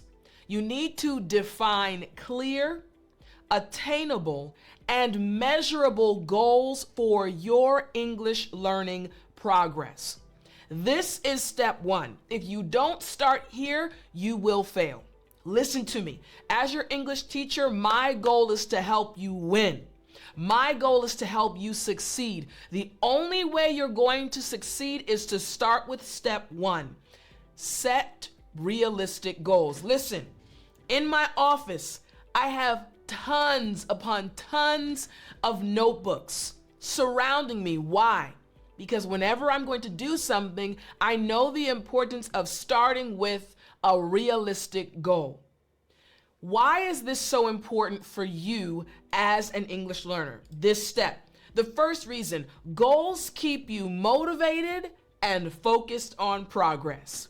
Listen, when you have a specific goal, you'll know how far away from it you are and also how close you are getting to achieving it. So again, goals keep you motivated as you're on your English journey. This is step 1. The second reason is they allow for monitoring of achievements and also areas needing improvement. How are you going to get to a destination when you don't know what the destination is? All you have to do is set realistic goals, goals you can achieve. And number 3, the third reason, realistic goals prevent feelings of overwhelm and burnout. Listen, I have talked to hundreds of students around the world, and they'll say, Tiff, I want to speak English fluently in 6 months. And I'll ask them, how much do you study? Maybe 10 minutes a day. How long have you studied? Maybe about a year. That's not a realistic goal. So instead, pick a realistic goal, something that you know you can achieve. And what's going to happen is you're going to go above that. Realistic goals will help you from feeling overwhelmed. My goal was to memorize 100 words a day. But you have a husband or a wife, you have kids, you have work. Instead, why not say, I want to memorize 5 words a day? At the end of that day, when you have 5 words memorized, all of a sudden your shoulders are going to go back. You're going to say, I did that. I can do it again tomorrow. But if your initial goal was 100 vocabulary words a day and maybe something happened at work or maybe your child had a bad day at school and you didn't get a chance to memorize 100 words, what will happen? I didn't reach my goal today. You'll feel overwhelmed. So again, set realistic goals. This is step number 1. Step number 2, engage in regular listening practice. Regular listening practice. Listen to English content such as songs, podcasts, and movies to improve comprehension and language feel. Get a feel for the language. Listen, I'm telling you things that I used as well when I was studying Korean when I lived in South Korea. I was level 1, but every day I was listening to the news. I was listening to dramas. I had everything in Korean when I was in my apartment. Listening will help you with your English fluency. This is step number 2. Why is this so important? Reason number 1, it acquaints you with different accents and speech patterns. Just like you're able to understand me, you're used to me. You're used to my patterns. You're used to my pace, right? The more you listen, the more acquainted with, the more used to you'll become to different accents and speech patterns. Reason number 2, it enhances the ability, your ability to understand spoken English in various contexts. I love to cook. So when I was level 1, a level 1 Korean learner, I watched cooking programs all the time. Did I know what they were saying at that moment? No, I was level 1, but my ear was getting used to vocabulary related to cooking. I would watch the news. My ear was getting used to hearing vocabulary related to the news. I would watch dramas. My ear was getting used to hearing words related to relationships or the work environment. This is why step 2 is so important. And the third reason, it develops the skill to catch nuances and idiomatic expressions.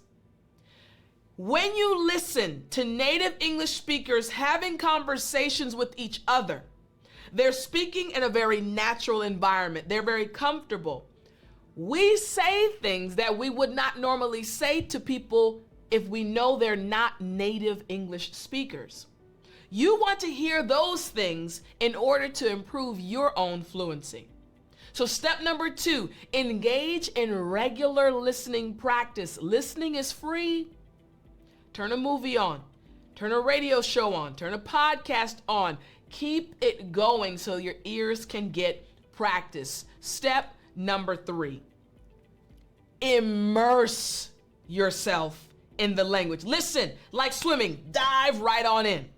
Dive into the language. Surround yourself with English through media, conversations, and literature. I have tons of books here. I'm sure you have books where you are. Get English books. You should also do this by thinking in English. And remember the method I teach, who, what, when, where, why, the 5 W's method. Organize your thoughts in English. Immerse yourself. Why is this step so important? Reason number 1, this creates a natural learning environment for the language. You're basically switching your brain over from your mother tongue to a new one. This creates a natural learning environment. Next, it helps in picking up slang and colloquial phrases. When you have native speakers, I mentioned earlier, just speaking with each other, we say things in a natural way. And reason number 3, it will accelerate your learning process through constant exposure. You can't see your brain. You can't see how it's working, but my friend, your brain is absolutely amazing. This step 3, you're basically putting information in, and one day that information will come out. So in order to speak English fluently, you have to go through step 1, step 2, and now we're on step 3. You're putting all of this information in so that later on it will be able to come out. Step number 4, read extensively. I need you to dive into books. Read a wide range of materials in English, including books, articles, and online content. This is very important. Now remember, I'm giving you the steps, the 9 steps you need in order to speak English fluently. These 9 steps are very important. Step 4, read extensively. Why is reading so important? Reason number 1, reading introduces more vocabulary and sentence patterns. Now, you know, I've said multiple times, I don't teach grammar. However, my students, they always improve. Why?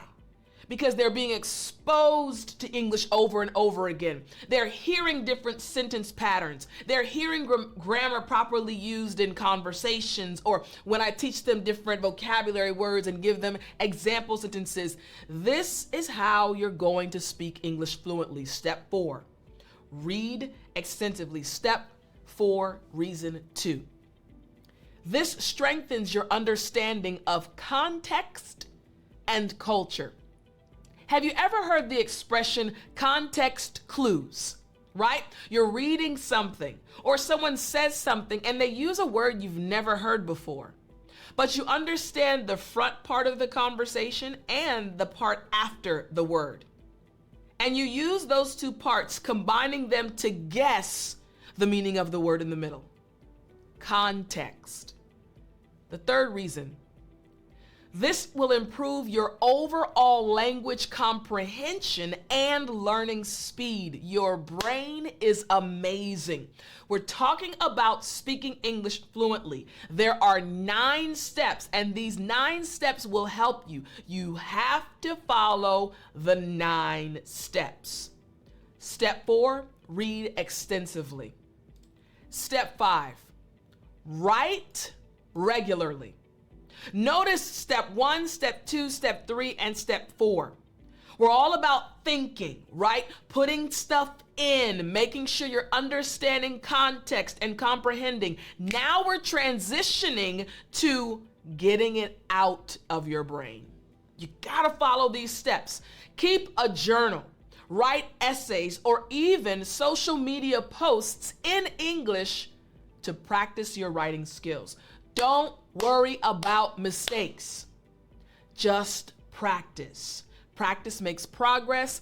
Practicing is how you're going to improve. So again, write regularly. Why? Step 5, reason number 1. Writing helps you formulate your thoughts and ideas better in English.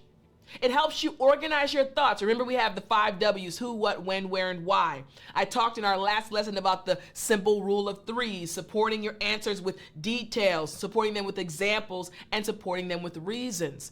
It helps you organize your thoughts when you write regularly.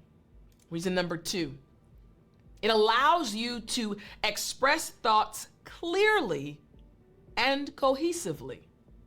Clearly and cohesively. You want to be able to speak in a way that is easy to understand. You want people to draw to you, not go away from you. And reason number 3, this provides a method for active call and language review. Active recall, bringing something back to mind. If I've read it later on when I'm in a conversation, I remember that word. I remember that concept. I read about it yesterday. This is what's important. When you've read about something, step 4, and now you're writing regularly, your brain is formulating ideas and putting them together. Step 5, write regularly. Step number 6, speak a lot. I'm going to say it again. Speak a lot. Notice I didn't say when or where, I just said a lot.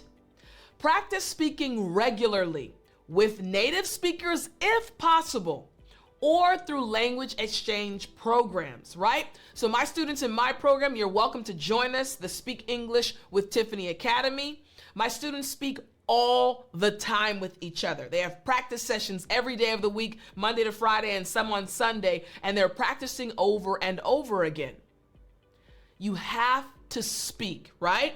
Remember, step 1, you have your goals, realistic goals. Then step 2 to step 4, you're putting in the information. Step 5, now you're pulling it out. You're writing it down, formulating your ideas. Step 6, you got to speak a lot. Why is this so important? Reason number 1. Active use of the language helps in retaining learned material. This just popped in my head. So I'm a Christian and I love studying God's word. Sometimes it's challenging to remember the location of a Bible verse. And I've been praying, Lord, help me to retain the actual location in my memory. This literally happened 3 days ago. I've been praying this prayer for months, but I was talking to a friend, and the friend was going through something. And I said, hey, this Bible verse will help you. And I showed her the Bible verse, and we read it together. This morning, 3 days later, I was talking to God like, Lord, I really want to remember the verses. He said, Tiff, what was that verse you told your friend? Boom, popped right in my head. Why? Because I had spoke about it with a friend. Speaking about it helped me to retain it in my memory. Speaking a lot will help you retain what you learn. Reason number 2, speaking practice develops fluency over time. In the beginning, you're going to be nervous. You're going to be uncomfortable, right? You don't want to make mistakes, and it's okay. Make mistakes. This is how your fluency will improve. And reason number 3, it aids in overcoming the fear of making mistakes. I've had so many students who have joined our family, joined my academy, enrolled in my programs, and at the very beginning said, ooh, I don't want to say anything. Nervous, shy. 2 months later, Tiffani, hey, how are you? Nice to see you. And then they're helping other students, not shy anymore. Why? Speaking a lot helps that fear to go away. Step number 6, speak a lot. Step number 7, practice pronunciation and intonation. Notice the order of the steps. I didn't say practice pronunciation and intonation before you speak a lot. No, speak a lot. Speak a lot. Get comfortable speaking a lot.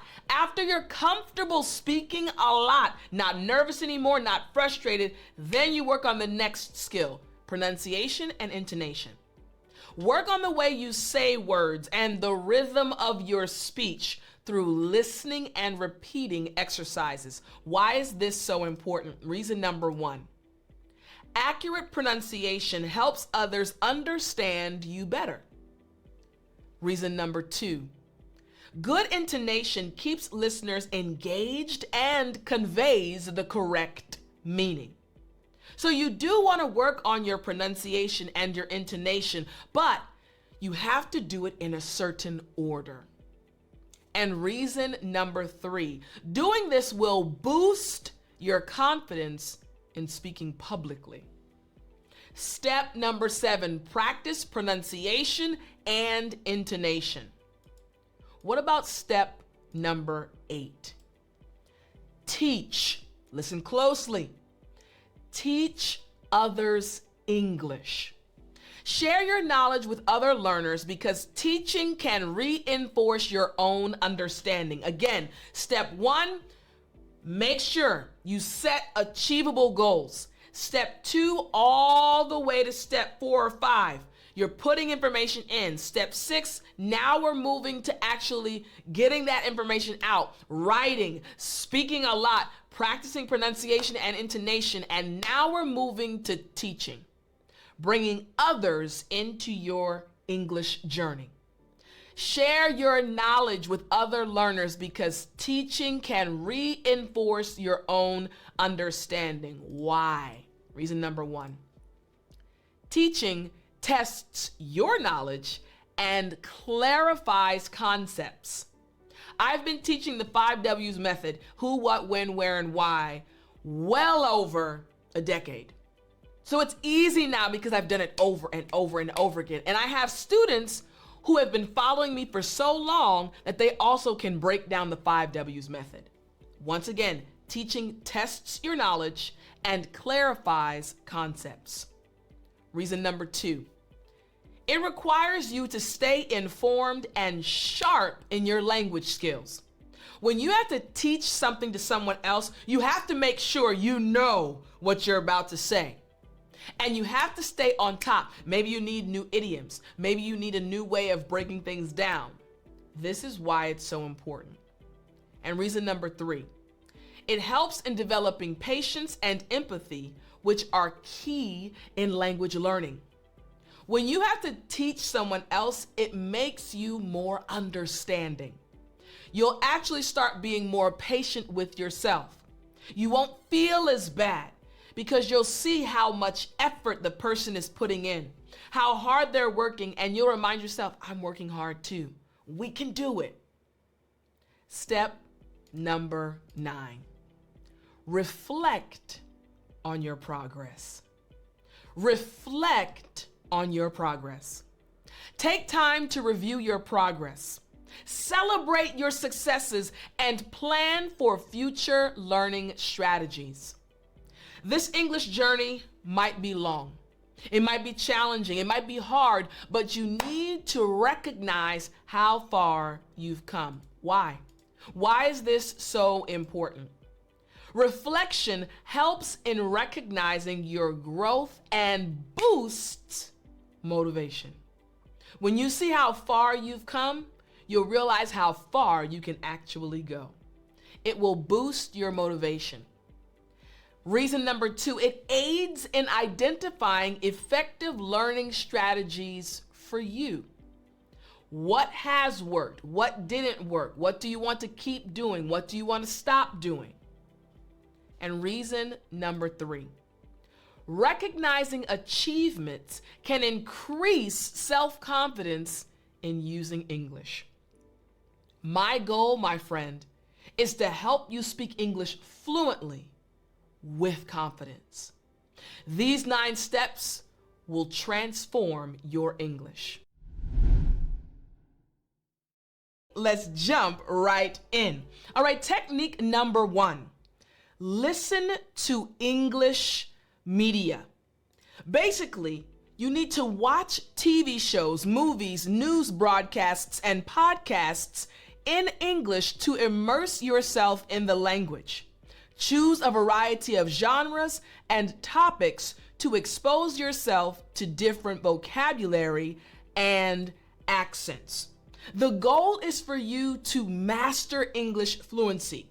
And the very first technique you must use is to watch and listen to media. But it must be English media. Why is this so beneficial?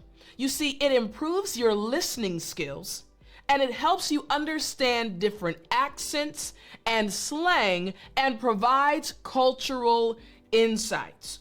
So the very first thing you must do is start to watch more English media. So if we're looking at your week, let's start with Sunday. We can write right here, watch English media. Now again, you can choose the amount of time. Many times people have busy schedules, so maybe you work 8 hours a day and get home and have to take care of your family and you're too tired to study for an hour. That is totally okay. Remember, these techniques are important, but you can choose the amount of time that you actually put them into practice. So let's say on Sundays, you have 30 minutes. So on Sundays, you spend 30 minutes watching English media. What about the second technique?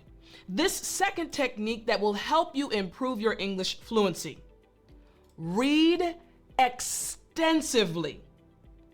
Read extensively. You have to read a lot in English if you are going to improve your English fluency.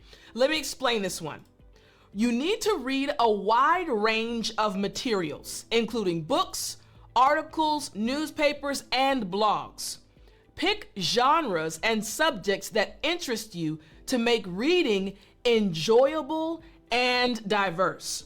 This is very important. You see, as an English learner, you have your own interests outside of English. Now it's time to connect the two. Your English learning and your interests. This is why this technique, reading extensively, is so important. Here's the benefits you'll experience. Enhancing your vocabulary and comprehension, because it introduces you to different writing styles and improves your overall language proficiency. Exactly. So I want you to think about it like this. Imagine on Monday. Monday now we're focusing on reading extensively. So let's say on Monday, you decide to find a blog or find an article in a magazine that is written in English, but is actually, let's do this, extensively, that is actually related to your interests. Let's write that down. It needs to be related to your interest. Maybe you like cooking. Maybe you like athletics. Maybe you like technology. Whatever you enjoy, make sure on Monday you're reading something about that topic. Now, Monday is the start of the work week, so maybe you don't have a lot of time to read. So on Sunday, you spent 30 minutes doing what? Watching English media. On Monday, maybe you only have 20 minutes or 15 minutes. So let's put that down. 15 to 20 minutes. Remember, techniques are important, but you can choose the amount of time you spend on each technique. So we have technique number 2, read extensively. Now we move on to technique number 3. Technique number 3 is also important. Practice speaking daily. Practice speaking daily. And don't worry, when we get back to our daily plan, I'll explain how you can do this one as well. Here's the description of this technique. Engage in daily conversations with native speakers or fellow learners. Use language exchange apps or online communities to find conversation partners. This is very important. You need to start speaking a lot. In a lesson I did a few weeks back, I spoke about how you can practice English even when you are alone. So this is where we're going to see our plan coming into place, all right? Speaking daily. So let's do it like this. On Sunday, because we said daily, let's add the plus symbol right here, and let's just write speak. Since we said daily, let's write it for Monday, and we're going to do the same thing for Tuesday, Wednesday, and Thursday through Saturday. Remember, this technique is important for you to utilize each and every day. However, since we're on the third technique, we want Tuesday to be the real focus, all right? So I wrote it right here, but I am actually going to move it up. I'm going to write speak aloud, all right? We want to speak out loud. Now, for this one, we also want to have 15 to 20 minutes, all right? 15 to 20 minutes. But what about the ones on the other days that we added at the bottom? What we're gonna do is put 5 minutes for each of those. Again, these techniques are going to help you start speaking English more fluently. These techniques will change your English and improve your English very quickly. All right, so we have now our 3 days so far are done, Sunday, Monday, and Tuesday. Now, what is the benefit of technique number 3? The benefit of speaking aloud daily. It improves speaking fluency and confidence. It helps you practice pronunciation, yes, and it allows you to use new vocabulary and grammar structures in context. Again, this daily practice is what's going to help you master English fluency. Now we have the first 3 techniques. It's time for us now to go to the 4th technique. Technique number 4 is to write regularly. Write regularly. Listen, keeping a daily journal, writing essays, or starting a blog in English. Write about various topics to practice different vocabulary and writing styles. Write regularly. Now remember, we're breaking this down over a 7-day period, right? So you will be doing this regularly, but you're going to be writing specifically on Wednesdays. So let's write this down. Write, all right? And I'm gonna put write in a journal, all right? So you might wanna buy a journal, okay? Having this journal with you so that you can start expanding your English vocabulary, your ability to create good sentences in English.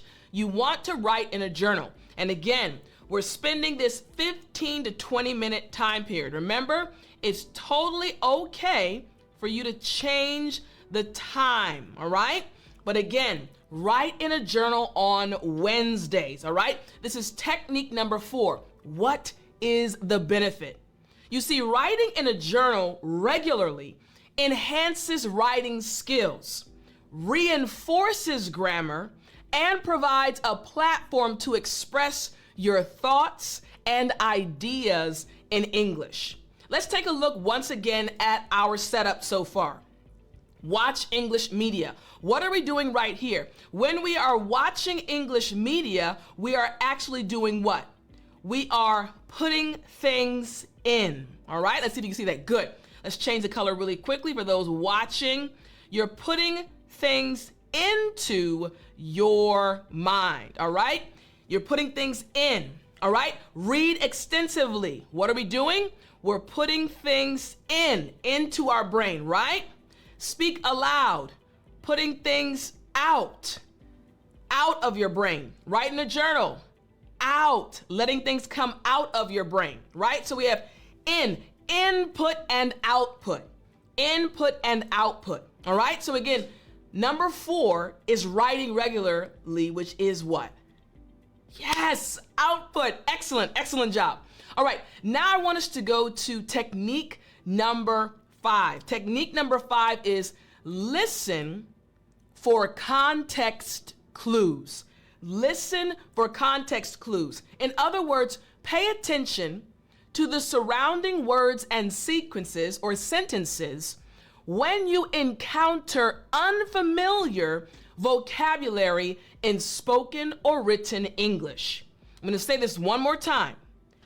Pay attention to the surrounding words and sentences when you encounter unfamiliar vocabulary in spoken or written English.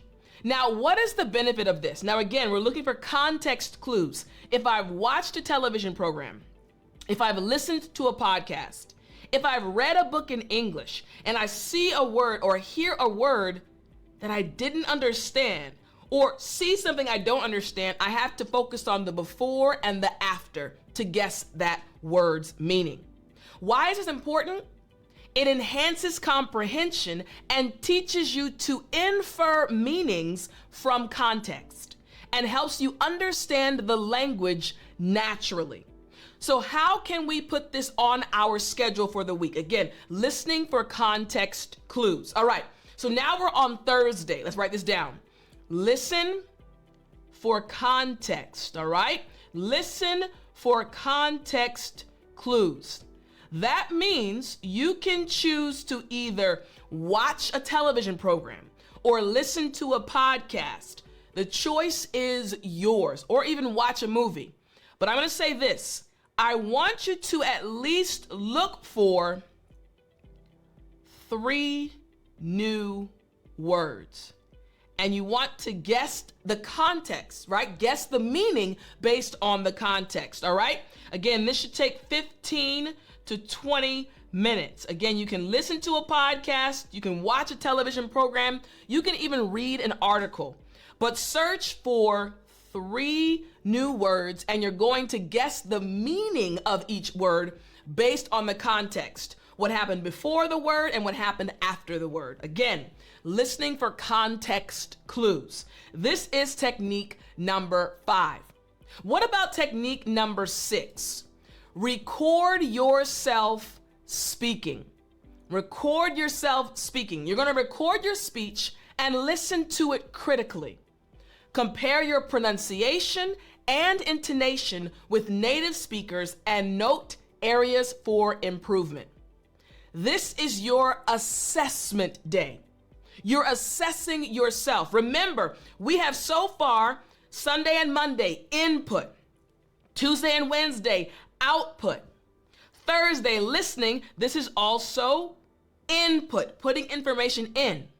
Now we're on Friday. You're assessing yourself. This is output, and you are assessing. All right? Let's just put assess right here. You're assessing yourself. So, what is the technique called again?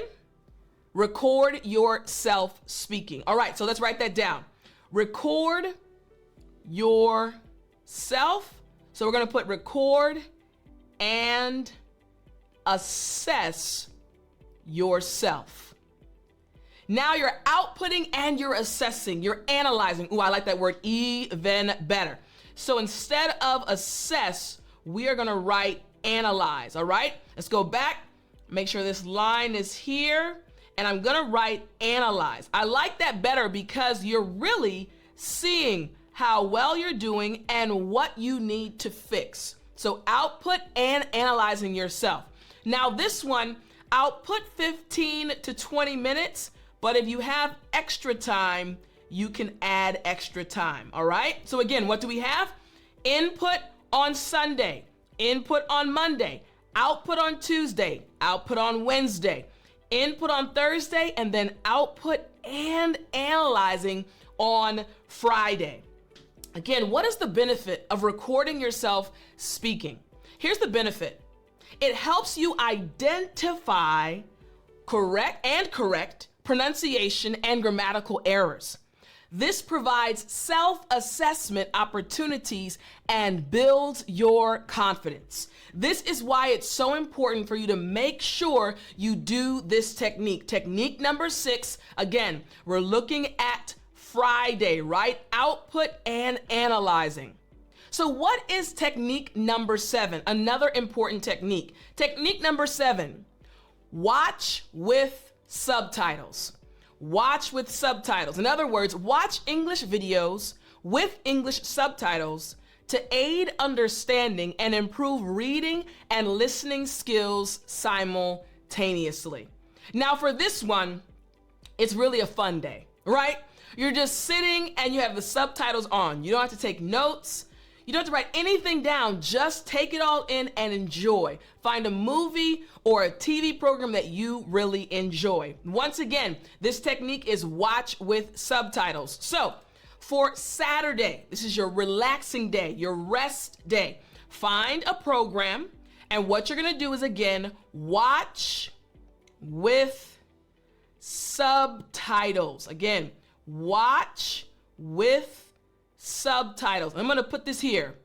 This is your fun day, all right? Just enjoy this. So instead of it being only 15 to 20 minutes, it is totally up to you. I'm gonna put 15 to, let's say, 60 minutes, right?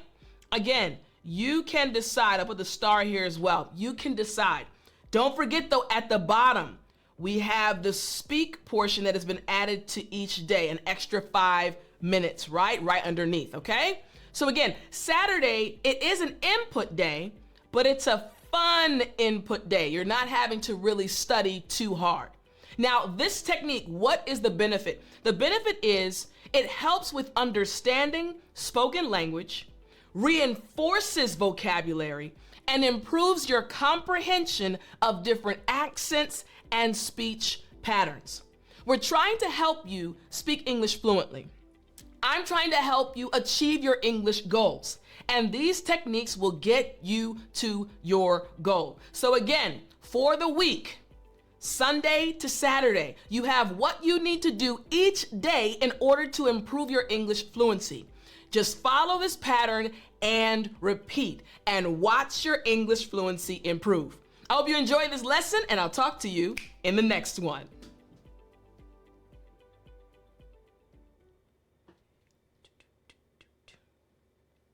You still there? You know what time it is. It's story time. Hey, I said it's story time. All right. So today I taught you all about the techniques you need to follow the pattern you need to follow in order to speak English fluently. And we talked about this 7-day pattern. Well, I remember another pattern that I had to follow when I was in South Korea. This was a physical action that I had to take over and over and over and over again. You see, it was my first time going to Sarak Mountain, Sarak-san. That is one of the most beautiful mountains, in my opinion, in the world, but one of the most beautiful mountains in Korea. And it was my first time going to the mountain. And I went with a group of friends. We rented out basically an Airbnb. Airbnb didn't exist back then, but it was similar. We rented a big house, and there were about, I think there was like 8 of us that went. So on the day that we had to do the hike, only 4 of us, including myself, decided to go. It was going to be an aggressive hike. We were told that it would take between 6 to 8 hours to get up and back down the mountain. That's a lot of hiking. But again, I love being outdoors. I love nature. So it was myself and 3 other guys. The other ladies, they stayed back at the home that we had rented. So I remember we got to the mountain and we're walking. And the repetitive action that I had to do over and over again was lifting my leg over and over and over again. Imagine doing multiple lunges over and over and over again, or multiple squats, because we were going up a mountain, rocks, and it was, when we got almost to the top, it was super steep, right? There were ropes just to make sure no one fell down. And I remember having to tell myself, just keep going, one more step, because my legs were aching. There were hundreds of people going up the mountain, right? So you have to keep moving. People are behind you, people are in front of you. You have to keep moving even though it hurt. Why am I telling you this? Because we did make it to the top and I had no regrets. No regrets. I'm telling you this because you as well are climbing a mountain. You're trying to achieve your English goal, English fluency, and sometimes it does get challenging. Sometimes you might feel like you are being overloaded and overwhelmed, and you might feel like you want to stop, but you have to keep going.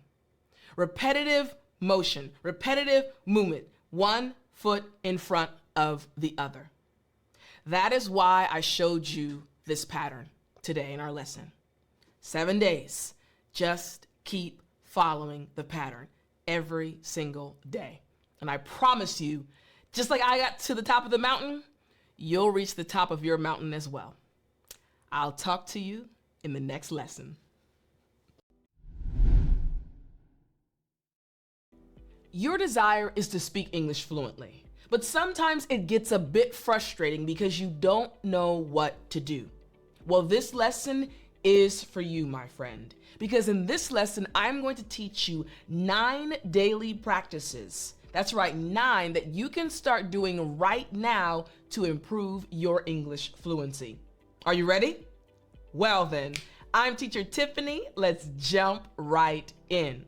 The first daily practice, and I want you to pay close attention, is describe something in your home. You heard me right. Describe something in your home. Literally, look around your house, look around your apartment, wherever you live right now, and I want you to pick something. Each day, this is a daily practice, and you're going to try to describe that thing. You might choose a fan. You might choose your toothbrush. Whatever you choose, your goal is to describe that thing. You can set a timer on your phone to see how long you can describe that thing. Now, the question you're probably asking is, Tiffani, why is this such an important daily practice? Here's the very first reason why this is so important, and you must do it on a daily basis. The first reason is this will enhance your vocabulary related to everyday objects. Think about it. As you start off, let's say you pick up your toothbrush and you want to describe it, but all of a sudden, only words from your native tongue, only words from your mother language are coming to mind. So you'll naturally go to your phone, you'll go to your computer, you'll go to your tablet or your dictionary to try to find out the word in English. Again, this will enhance your vocabulary. Yes, it's a simple item, but in order to speak about it, you need to use various vocabulary words. Here's the second reason why this is such an important daily practice.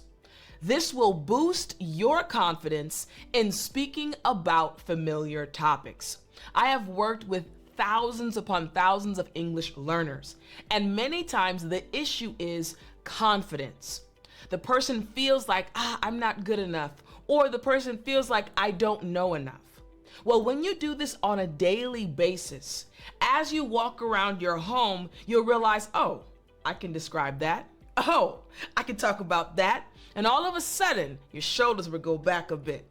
You'll start smiling a bit because you'll realize your English fluency is improving.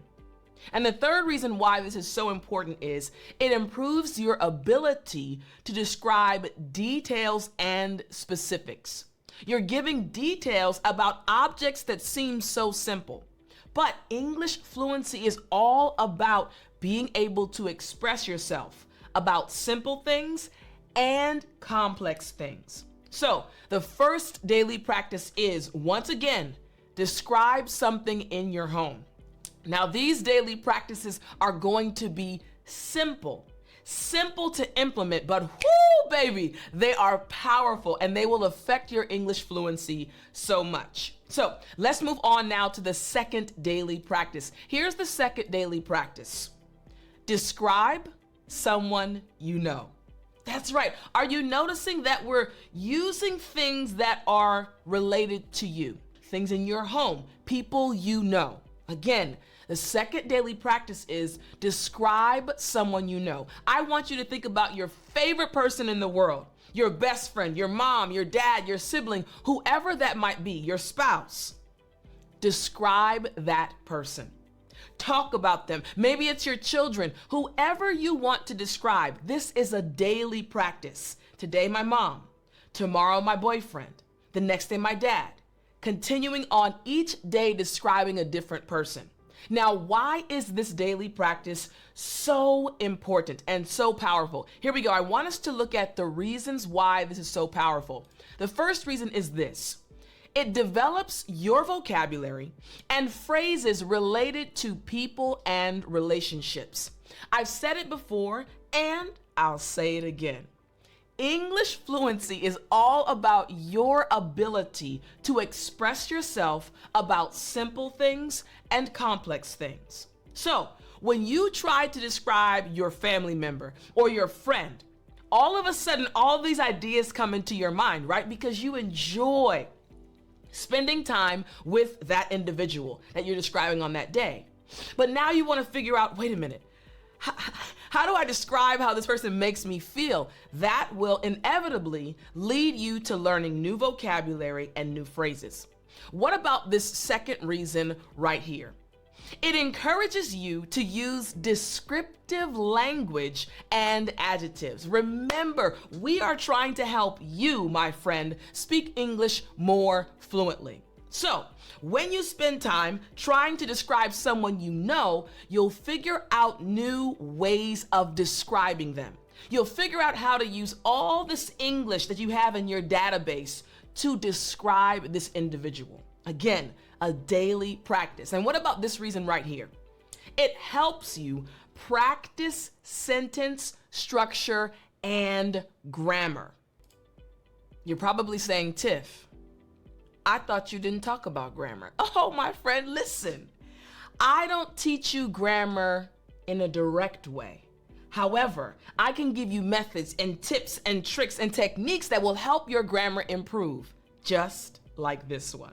So again, the second daily practice, describing someone you know, it actually will help you practice sentence structure and grammar. Your desire is to really put into words how this person makes you feel, the time that you spend with them. Again, the second daily practice is describe someone you know. Listen, I know that there are times when you feel alone. You feel like it's hard to improve your English fluency because you don't live in an English-speaking country, or you don't have English-speaking friends. The list goes on. These daily practices, even if you're not surrounded by people who speak English, will still help you. So, daily practice number 2, describe someone you know. Here is the third daily practice. I want you to tell a story about something that happened the day before. Very important. Something that happened the day before. Now, you know, at the end of every lesson, or maybe you don't, if it's your first time here, at the end of every lesson, I tell a story for story time. Hey, I said it's story time. So at the end of every lesson, I tell you a story, right? You get to know me more. You get to understand my life a bit more. I want you to start doing this on a daily basis. Man, this is going to improve your English fluency so much. So here's again.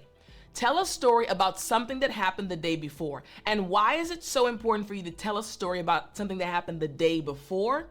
Because it's something that you experienced. It's still in your mind. You're not making up a story. It allows you to review your day, the day before, right? And remember those things that happened. This is going to really transform your English fluency. Here are the 3 main reasons why this is so important.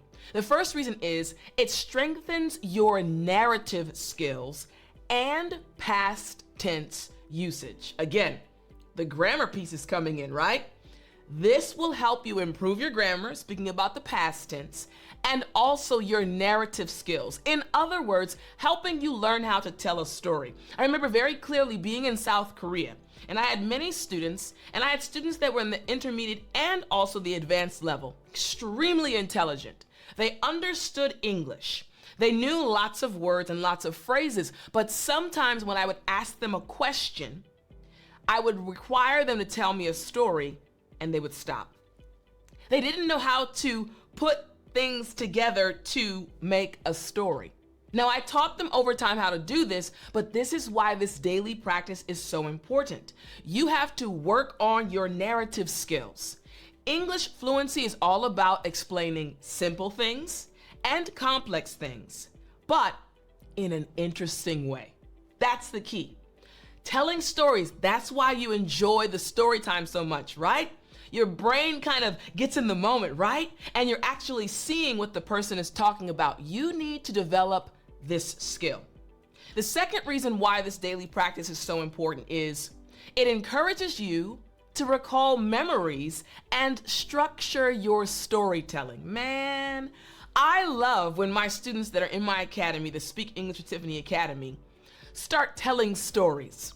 I can see the light in their eyes. I can see those listening, my other students listening to their stories, and they're fully engaged. This is what English fluency is all about.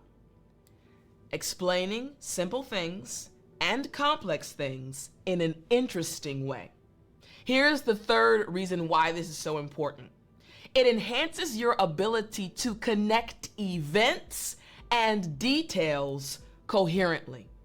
Many times, as an English learner, you learn words, you learn expressions, you learn phrases, but you're not necessarily sure how to connect the dots or how to use them in certain conversations. Doing this daily practice of telling a story about something that happened the day before, my friend, is going to enhance your English fluency and help you connect events. Here is daily practice number 4. Find a news article or a blog post or social media post and give your opinion about the topic. We're living in an age where technology can be found everywhere. You have a cell phone, you have a tablet, you have a computer, you have so many different tech things that you can use. Go online, find an article, find a blog, find a social media post, and give your opinion on the topic. You can give your opinion by speaking to someone else. You can look in the mirror and talk to yourself. You can record a video of yourself giving your opinion, or you can just write it down. But it's important for you to find a news article, blog post, or social media post and give your opinion. Remember, English fluency, say it with me, is all about explaining or giving your opinion on simple things, good job, and complex things in an interesting way. So, 3 reasons why this is so important. Here we go. The first reason is it expands your vocabulary and, listen closely, understanding of current events. This is so important. You want to get in conversations, right? And you want to speak with confidence. So you have to be aware of what's going on. When you're online, you see maybe there's something in politics, maybe there's something in sports. Right now, when this video is going live, the Olympics, I think, is still going on, right? You want to have a good understanding of what's happening, and you want to make sure you're giving your opinion on these events. English fluency. Reason number 2. This encourages you to think critically and to form opinions. My goal as your English teacher is to help you learn how to think in English, how to organize your thoughts, how to formulate your opinions. This practice of finding an article, a post, or a social media post and giving your opinion will develop this skill and enhance your English fluency. Here's reason number 3. This improves your skills in articulating your thoughts and arguments. How frustrating is it when you have an idea, you have an opinion, but because of your English fluency, you're not able to get it out? It's frustrating, right?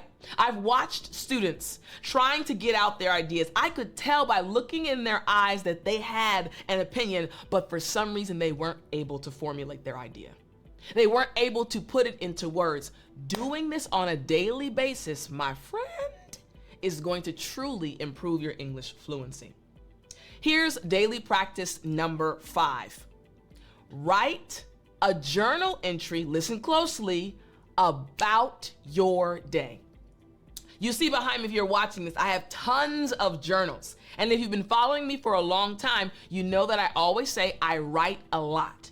I write out my ideas, I write out my plans, because there's something that happens when you put things on paper. So each day, I want you to write a journal entry about your day. It doesn't have to be long. You can spend maybe 2 minutes, write the highlights of your day, right? It doesn't have to be long in the beginning, but as time goes on, you'll begin to write longer. And you might be asking, Tiff, my goal is to speak English fluently. Why am I writing?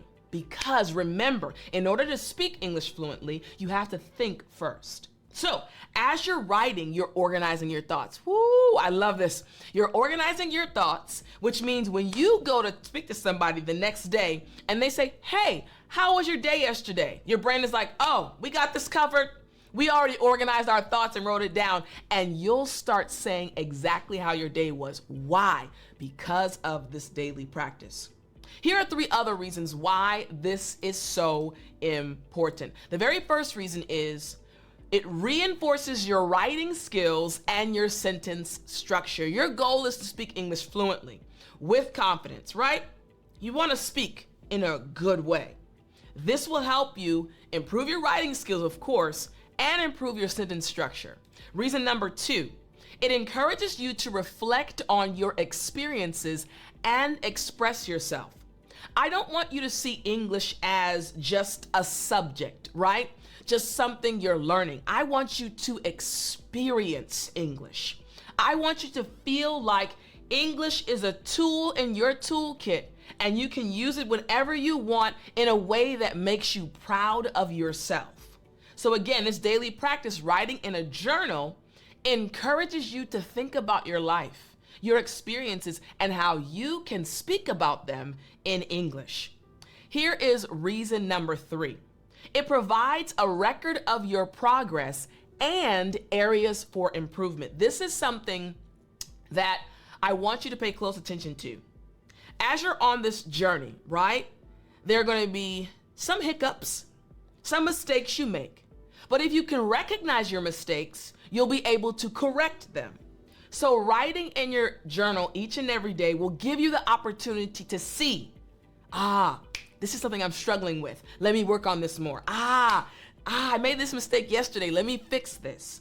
So this is a very important daily practice. Again, write a journal entry about your day. Now, before we go to number 6, daily practice, I want to remind you that in the app, English with Tiffani, I have an app, and in this app, each and every week, you can practice, you can review what I am teaching you. So go to the link in the description or go to your Google Play Store or Apple Store and go to English with Tiffani, the app.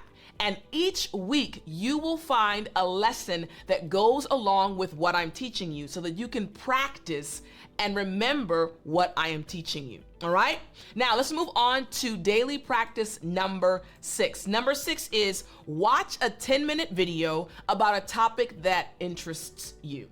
Now, we are all familiar with YouTube because if you're watching this video, you're on YouTube, right? So find a 10-minute video. Now I want you to pay close attention. This video does not need to be about English.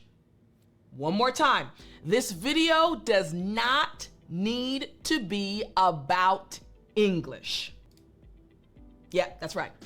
Instead, I want it to be about a topic that interests you, and it happens to be delivered in English.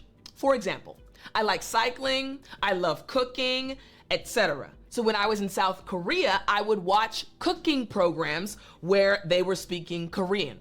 It wasn't about the Korean language, it was about my interest, cooking, and they were speaking Korean. You need to find a video, a 10-minute video about whatever topic that interests you, but make sure they are native English speakers. Why is this such an important daily practice? Here's the first reason why this is so important.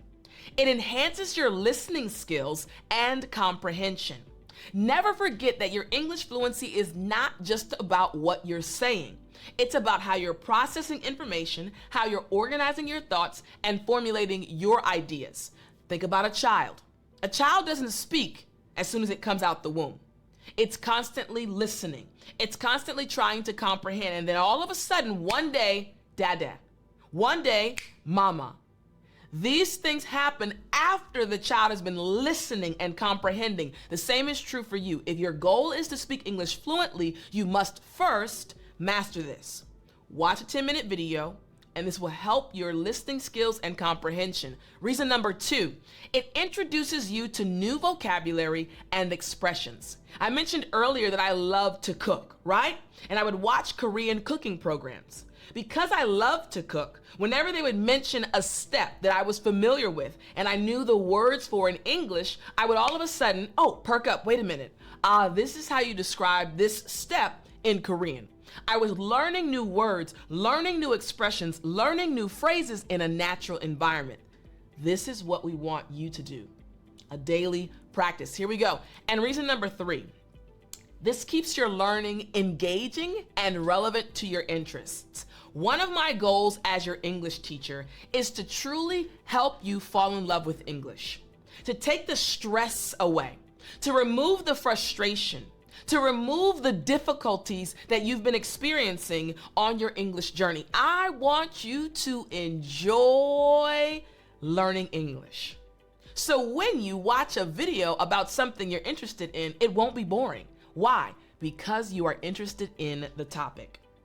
Let's move on. Daily practice number 7. Number 7 is another good one. Repeat 5 sentences from the video you watched. I'll say it again.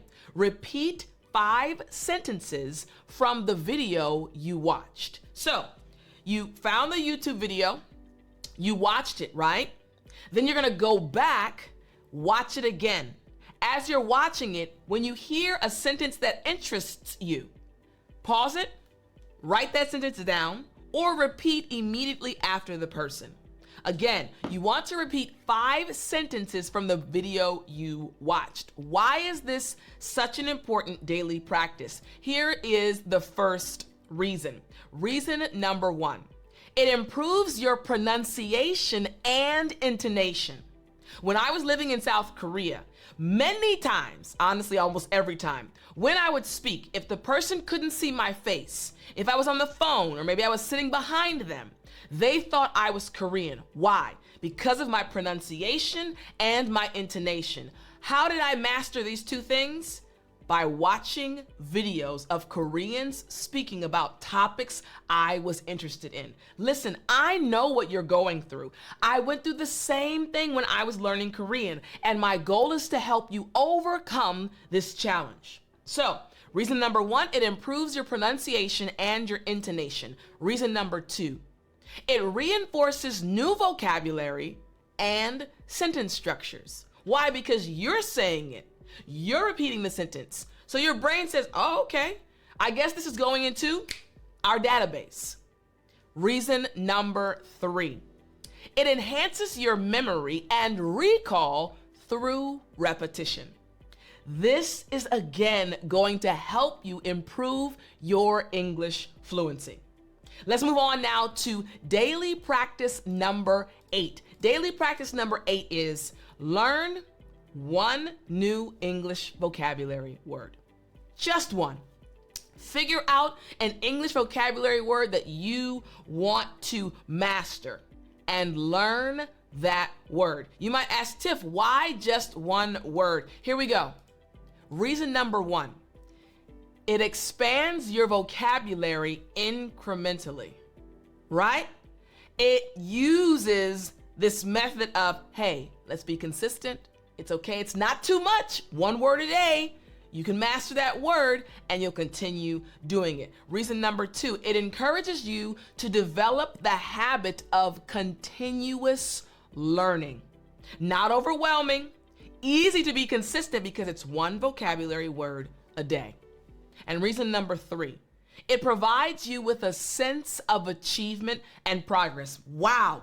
This month, I have learned 30 new English vocabulary words that I can actually use to express myself. Because remember, English fluency is all about expressing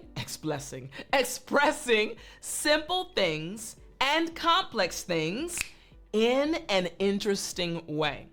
This is why this daily practice is so important. Daily practice number 9.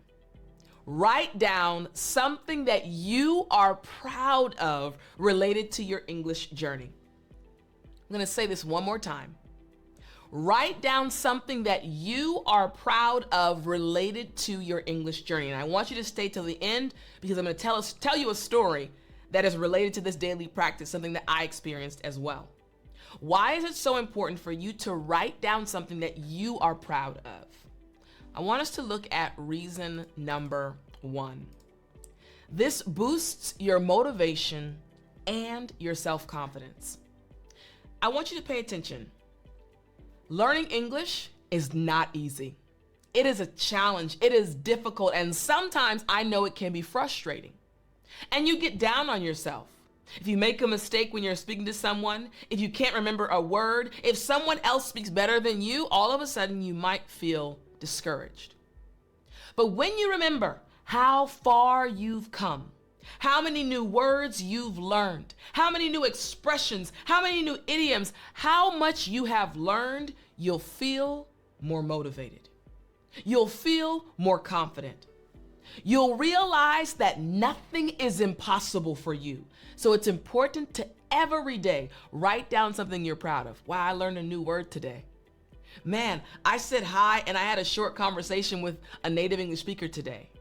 I practiced with my friend today. Write down something you are proud of related to your English journey. Reason number 2, it encourages you to reflect positively on your progress. And again, I'm saying this because I totally understand. It's so easy to feel discouraged. It's so easy to kind of have this negative voice in your head when you've been studying a language for so long and you don't seem to be making progress. It's very easy to feel discouraged. I don't want you to go through that anymore. Write down something you're proud of each and every day. And reason number 3, it helps you set and achieve personal learning goals. Your goal is to speak English fluently. And you have to track your progress, track your journey. And I guarantee, my friend, I guarantee as you follow these daily practices, you can do all 9 or you can choose which ones you like. You will improve your English fluency. The very first technique I want you to follow is writing in English daily. I say this all the time to my students. Again, writing in English daily. If you're watching this video, some of you are listening to it on the podcast, you'll see behind me, there are tons of journals and notebooks. Why? Because I write on a regular basis, so I understand the importance of writing daily. When you start writing in English daily, many things are going to happen. Here's the description that breaks this down. You need to keep a journal or a diary in English because it will help you organize your thoughts and apply new vocabulary. You're constantly learning new things. If you watched the lesson from last week, where I taught you 7 new English expressions, you could have written those English expressions down in your notebook. You have a journal, or buy a journal and start writing in it on a daily basis. Why is this so beneficial? This is the benefit. You see, this exercise, this practice of writing in an English journal every day aids in internalizing grammatical structures and expressions, making them more accessible for speaking. Now, you know, I don't teach grammar on my channel. I don't teach grammar in my academy. That is something that you have heard me say over and over again. Even though I don't have grammar lessons, my students still improve their grammar. Why? Because they follow these techniques just like this one.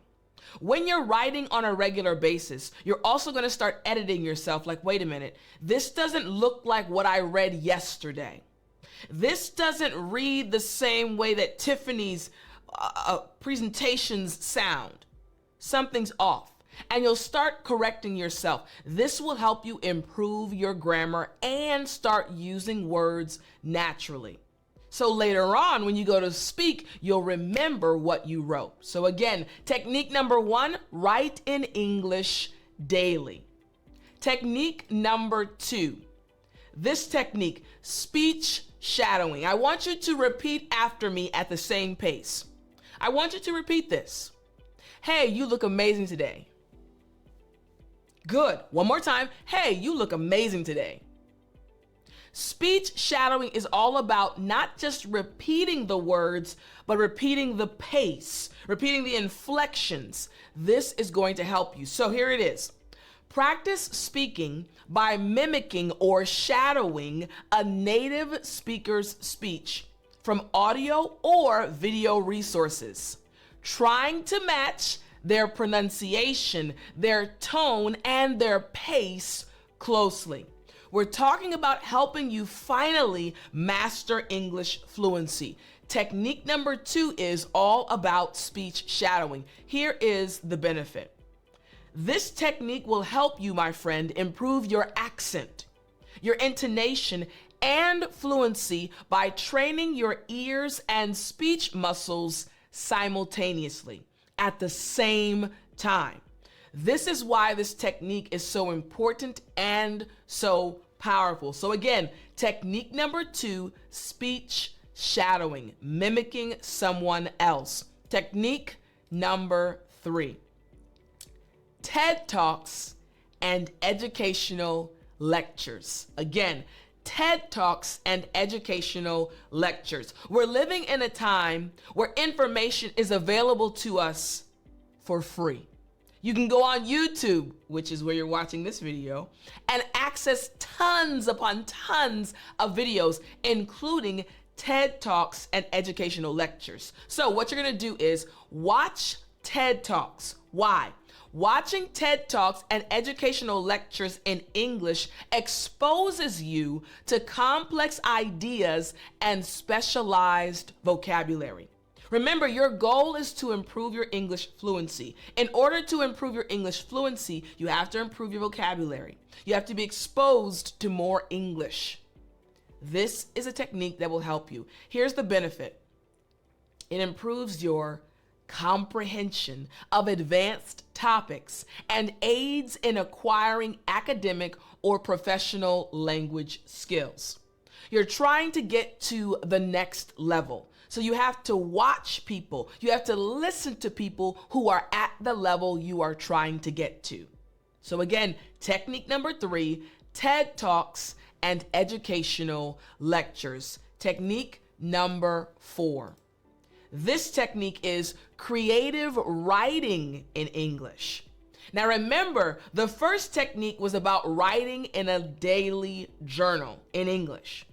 Technique number 4 is a little bit different. Technique number 4 is creative writing in English. Let me explain. Engaging in creative writing activities like crafting stories, poems, or blogs in English. Writing about your daily life is in your journal, but you're writing about things that actually happened. Creative writing is all about using your imagination, coming up with interesting stories, or coming up with things you want to teach other people by writing a blog or even writing a poem in English. This technique will stretch your brain in a different way. You're not just documenting your day. Instead, you're coming up with ideas and situations in English.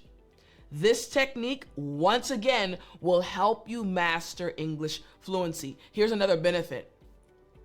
It encourages innovative use of language and deeper engagement with linguistic structures, enhancing expressive capabilities.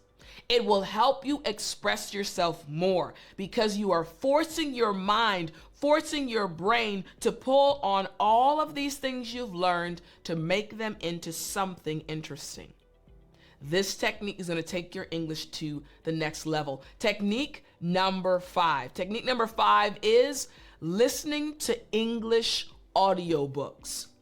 Audiobooks are powerful.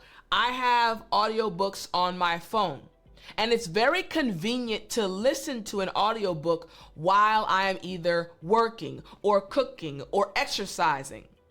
You have access to audiobooks. So listen to an English audiobook. Incorporating English audiobooks into your routine allows you to hear complex narratives and dialogue. When you're listening to an audiobook, you're listening to an individual who's a native English speaker. They're not speaking slowly, they're speaking at a regular pace about complex topics. And this gives your brain the opportunity to process the information. Listening to audiobooks. As your brain learns to process the information, you will also be able to regurgitate, to use the same patterns when you speak English. So again, listening to English audiobooks. What is another benefit? It sharpens your listening skills and introduces you to diverse literary vocabularies and storytelling techniques. You're going to be a better storyteller. You're going to have a more expansive vocabulary. This is why this technique is so important. Technique number 6, another good one. Technique number 6, book clubs and discussion groups. You want to become a part of or join book clubs or discussion groups. You have to practice what you are learning. Now, here's the thing. Participating in English-speaking book clubs or discussion groups offers you a chance or an opportunity to explore literature and express your opinions. In order to speak English fluently, you have to be able to put into words your ideas, your opinions, your thoughts.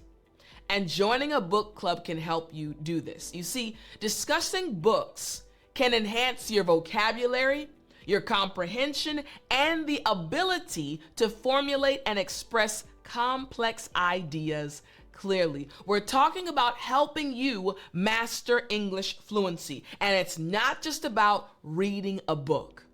You have to utilize different techniques to get where you are trying to go. So again, technique number 6, book clubs and discussion groups.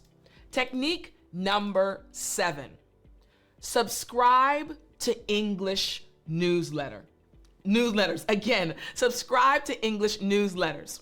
Reading newsletters from reputable sources in English keeps you updated with current events, and exposes you to formal written English. This is so powerful. Again, we are living in a time where so many things are available for free. You can sign up for an English newsletter. Again, this is a newsletter meant for native English speakers. It's not about English. It's literally about current events, things going on, and it's written in English. You can find an English newsletter. Sign up for the newsletter totally for free, and every day have an email sent to you where you're reading in English about the current events. This is a powerful technique. One of the main benefits, it enhances your reading comprehension and familiarizes you with the tone and style of professional and journalistic writing. We're trying to help you speak English fluently. We're trying to help you master English fluency. And in order to master English fluency, you have to actually read more and write more. So again, technique number 7, subscribe to English newsletters. Technique number 8, mind mapping in English. Once again, mind mapping in English. Now, this is all about using mind maps to organize your thoughts or plan projects in English. I love this technique. This is how I think. This is how I've always thought. Again, this refers to organizing your thoughts before speaking. This refers to having supporting pieces of information for your idea and then speaking. I remember when I was in high school, we did it in college as well, but we did it more in high school. We'd have on a piece of paper a diagram with circles. In the middle would be your main point. On the outside of that bigger circle would be smaller circles with supporting points, reasons, examples to support your idea. This is a mind map, making sure you have a main idea and then connecting points that support that main idea. Creating mind maps is important. Here's the benefit. The visual and organizational tool, this tool not only aids in planning, but also in thinking and brainstorming directly in English, promoting fluency in thought processes. Get a piece of paper, get a notebook, and write out your thoughts, and then create visuals, circles, squares, rectangles to organize your thoughts. Mind mapping, game changer. I love this technique. Technique number 9, practicing with karaoke in English. I almost paused. I was like, wait a minute, we're gonna sing? Practicing with karaoke in English. Let me explain. Singing along to English songs using karaoke videos or apps to improve pronunciation and rhythm. When you sing a song, when you're enjoying it, you're actually improving your pronunciation, following the rhythm. It's a relaxed way of studying English. Here's the benefit.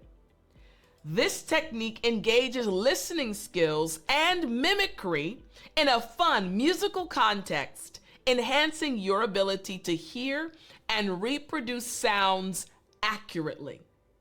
This is a fun way to learn how to master English fluency. All right, technique number 10. Here we go. Creating English content. Woo, boy. All right, creating English content. Here we go. Start a blog, YouTube channel, or podcast in English about your hobbies, your studies, or daily life. I'm going to pause. You start a YouTube channel. You start a blog. You start a podcast about something you're interested in. I have had students in my academy, the Speak English with Tiffani Academy, who have done this exact thing. Started YouTube channels about makeup, started YouTube channels about their travels, started YouTube channels about their English journey. And what happens when you do this? Your English will start to improve even faster. I know it can be a little bit nerve-wracking. You're a little nervous, not sure, but trust me, this technique we're talking about improving and mastering English fluency and doing it faster. Here's the benefit. develops writing or speaking skills while connecting with a broader audience, encouraging regular language use. I gotta post a video next week, so I need to prepare. I need to mind map before I record my YouTube video. This technique, creating English content, connects other techniques as well. Start doing it, I'm telling you. And technique number 11, here we go. Number 11, exploring English literature. Reading classic and contemporary English literature to gain exposure to rich language, storytelling techniques, and cultural insights. This is a way, again, for you to enjoy the process of learning English, to expand your vocabulary, and to enhance your skills as it relates to expressing your ideas. The benefit: this builds a deeper understanding of language nuance, historical context, and various literary styles and genres. You're going to expand your horizons. This is what it's all about. As you're trying to master English fluency, remember to put these techniques into practice. Tip number 1. The very first tip you need to know in order to speak English fluently is to immerse yourself in English. Once again, immerse yourself in English. Now, what does this mean? It means that you, my friend, need to surround yourself with English speakers and content. But don't get nervous, don't get frustrated, don't get worried. Maybe you live in a country where there are not a lot of English speakers around you. You still can use this tip. Why? Because you can watch movies, listen to podcasts, and read books in English. Your brain is absolutely amazing. You're already able to speak your mother tongue. So all you have to do now is provide information in different formats to your brain in English. Why is this so beneficial? You see, this accelerates understanding and fluency by natural exposure to the language in various contexts. I learned to speak Korean. 안녕하세요 for those that are Korean. And when I was learning Korean, I had tons upon tons of books. But my fluency did not go to the next level until I started doing what? You guessed it. Watching movies in Korean, listening to podcasts in Korean, and doing what? Reading books in Korean. So the same is true for you, my friend. Now, I want to help you actually find these things. So what I've done is I actually have a list, and I want to tell you my favorite movie. That's right. And you can actually watch the movie too. It's in English. My favorite movie is The Sound of Music. And just to let you know, the hills are alive with the sound of music. That's one of the songs from the movie. But this movie is absolutely amazing. Why is this a great movie for you to watch as an English learner in order to improve your English fluency? Well, in this one movie, you will find drama. You will find comedy. You will find so many different types of situations in this one movie. And what's going to happen? It's going to help you improve your English fluency. Now, this is my favorite movie, but I also really enjoy certain podcasts. Podcasts are a great way for you to improve your English and immerse yourself in English. You can download podcasts to your phone, to your computer, to your tablet, or whichever device you currently use. And one of the podcasts that I listen to on a regular basis, I mean every single week, is the Waveform podcast. Again, I want you to take notes so that you can check out the movie, the podcast, and the book that I'm mentioning. Now, the Waveform podcast, this podcast is really all about technology. So if you want to know about the latest cell phone that came out, the latest computer that came out, or anything dealing with technology, you can check out this podcast every week. I love the podcast. I'm a native English speaker, and man, is it interesting. So think about how much more interesting it will be for you. Not only will you learn a lot about technology, you'll also learn new words, expressions, and idioms. And the book, woo, my friend, the book that I want to introduce you to is this book right here. The book is called Grit: The Power of Passion and Perseverance. It's by Angela Duckworth. Again, the book title is Grit: The Power of Passion and Perseverance. Now, this book is going to really help you improve your English fluency, but also encourage you as an English learner. It talks about the importance of giving 110% in order to achieve your goals, and you have many English goals. So, for our first tip, again, it's important for you to immerse yourself in English, watching movies, listening to podcasts, and reading books. Now, before we go to our second tip, I am Tiffani, also known as Teacher Tiffani, and my goal is to help you speak English with confidence. Are you ready to continue? Well then, let's jump right in. All right, tip number 2, another important one. My friend, you have to practice speaking regularly. I want you to repeat after me, regularly. Yes. Now, why is this important? Here's the thing. You see, in order to speak English regularly, it means you have to engage in conversations with native speakers or other learners, or speak to yourself in the mirror. You heard me right. There are 3 different ways you can practice speaking English regularly. First, speaking with other native English speakers. Maybe you have a tutor. Maybe you have a friend who speaks English. Secondly, you can speak with other English learners. We're talking about helping you speak English more fluently.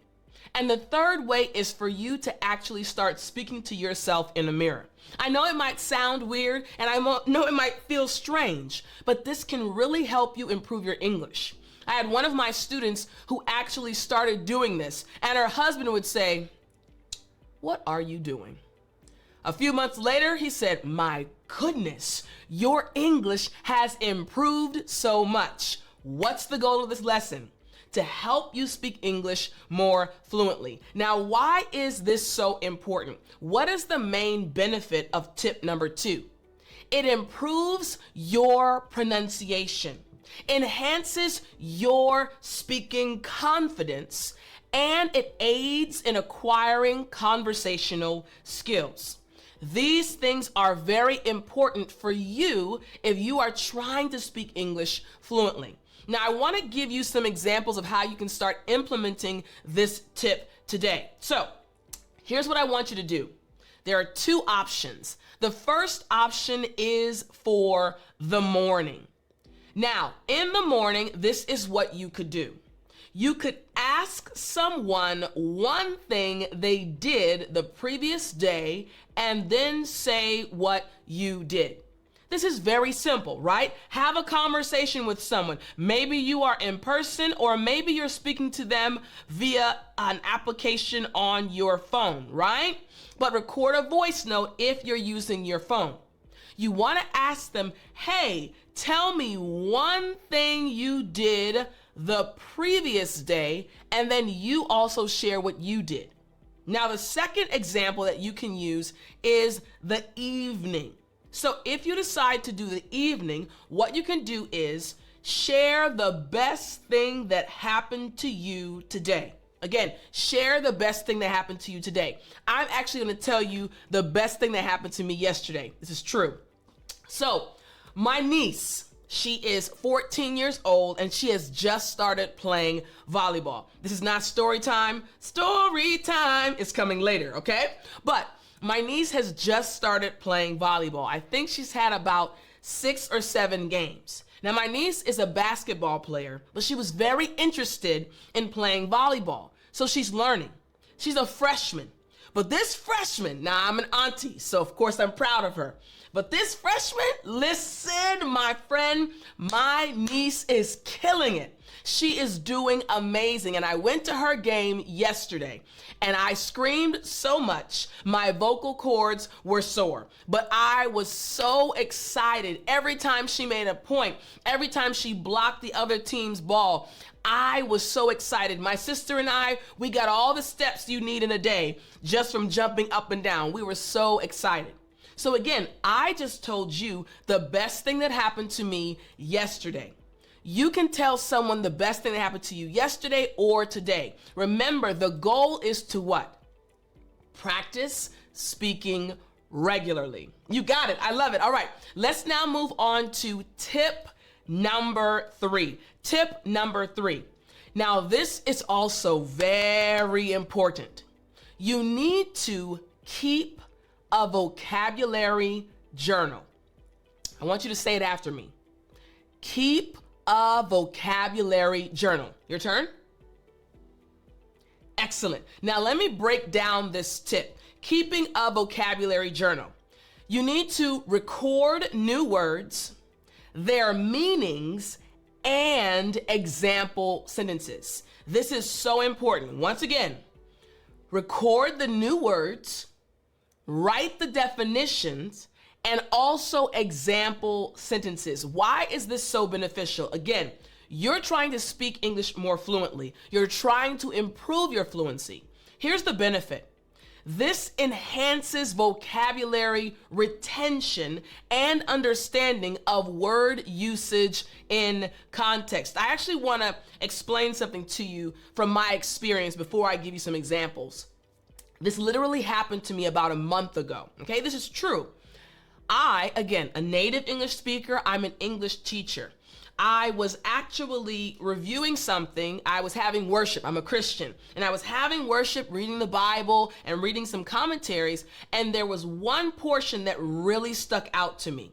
It was so powerful. As I read it more than once. It really hit home. And then I remembered, hey, if I write this down, I will remember it later.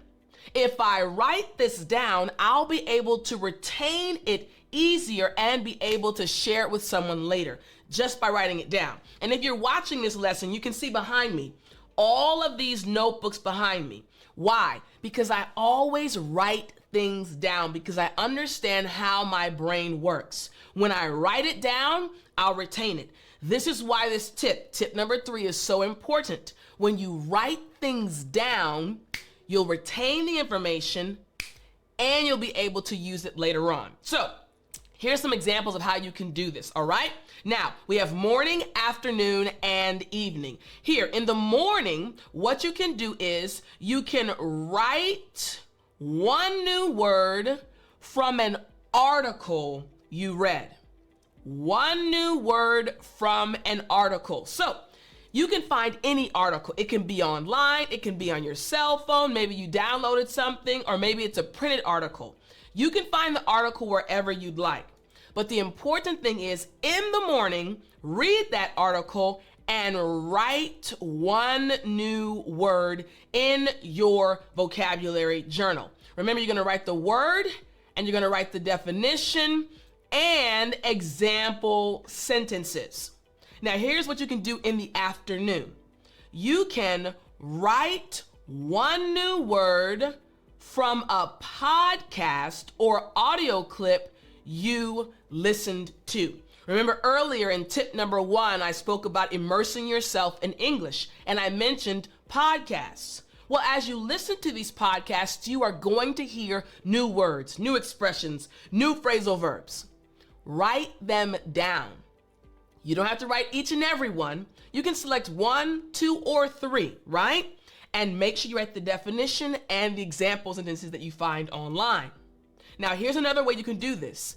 In the evening, what you're gonna do in the evening, write one new word from a show or video you saw. Notice how this is broken down. In the morning, you are reading. In the afternoon, you are listening. In the evening, you are watching. Why? Because by the end of the day, normally you're going to be just a bit tired.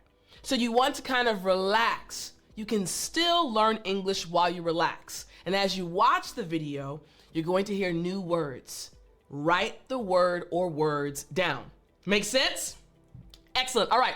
So now we're going to move on to tip number 4. Tip number 4. Tip number 4 is to practice writing daily. You got it. I showed you my journals earlier.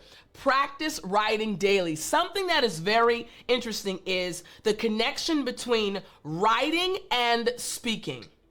Writing and speaking. Now, we're helping you in this lesson improve your English fluency. That's what I'm teaching you.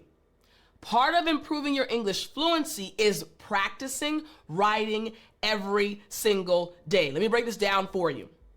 Write essays, write journal entries, or emails in English. These are just 3 examples of things you can write to improve your English fluency. Why is this so beneficial? Here we go. It improves your writing skills, your grammar, and the ability to express thoughts clearly.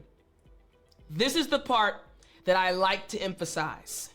Your ability to express thoughts clearly.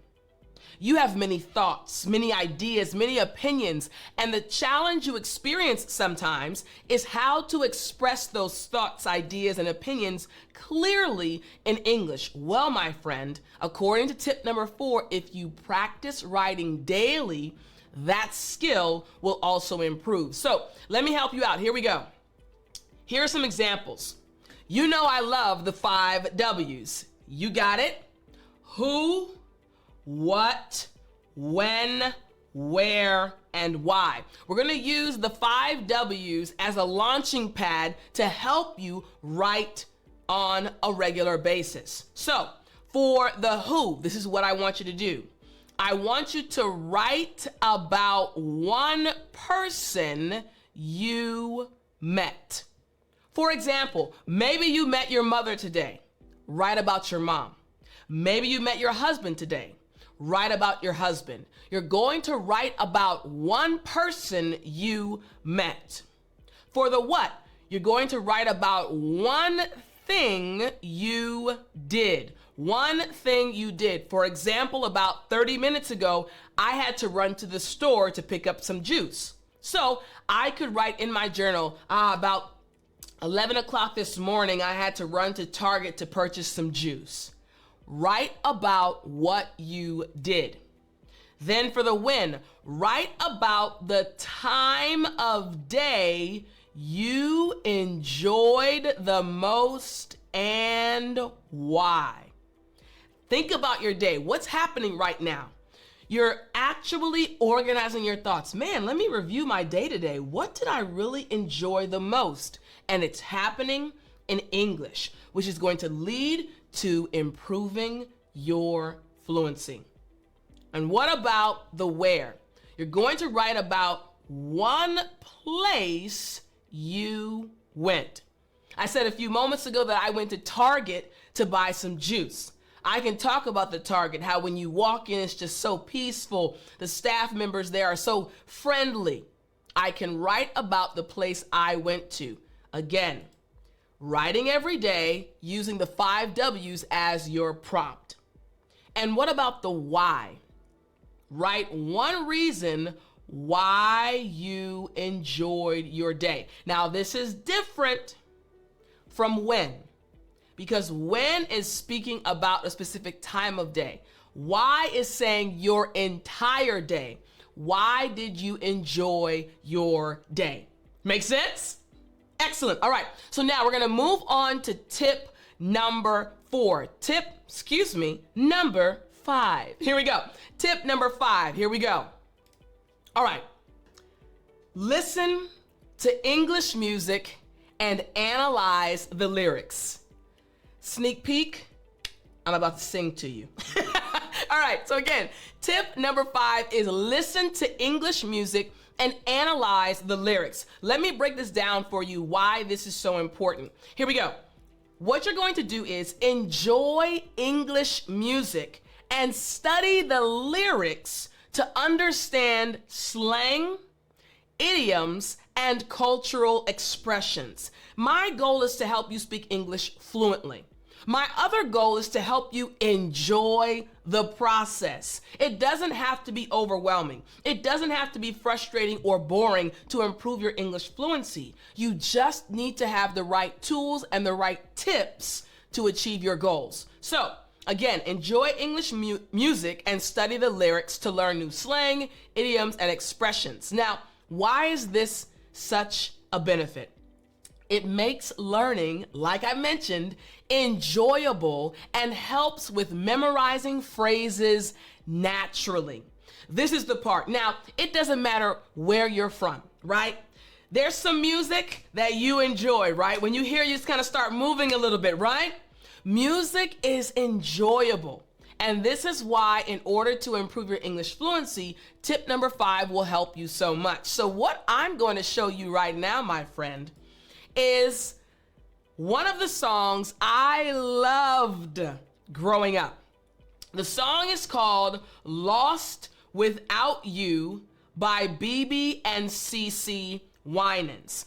Now, if you're watching this right now, I have the lyrics on the screen, and I am going to sing this song to you, part of this song to you. Again, it was one of my favorite songs growing up. Now, remember I said a few moments ago, yesterday, remember I said that? I was screaming at the top of my lungs for my niece. So my voice is still not 100, but I will happily sing this song to you. Again, speaking about the importance of listening to English music. Here we go. Okay.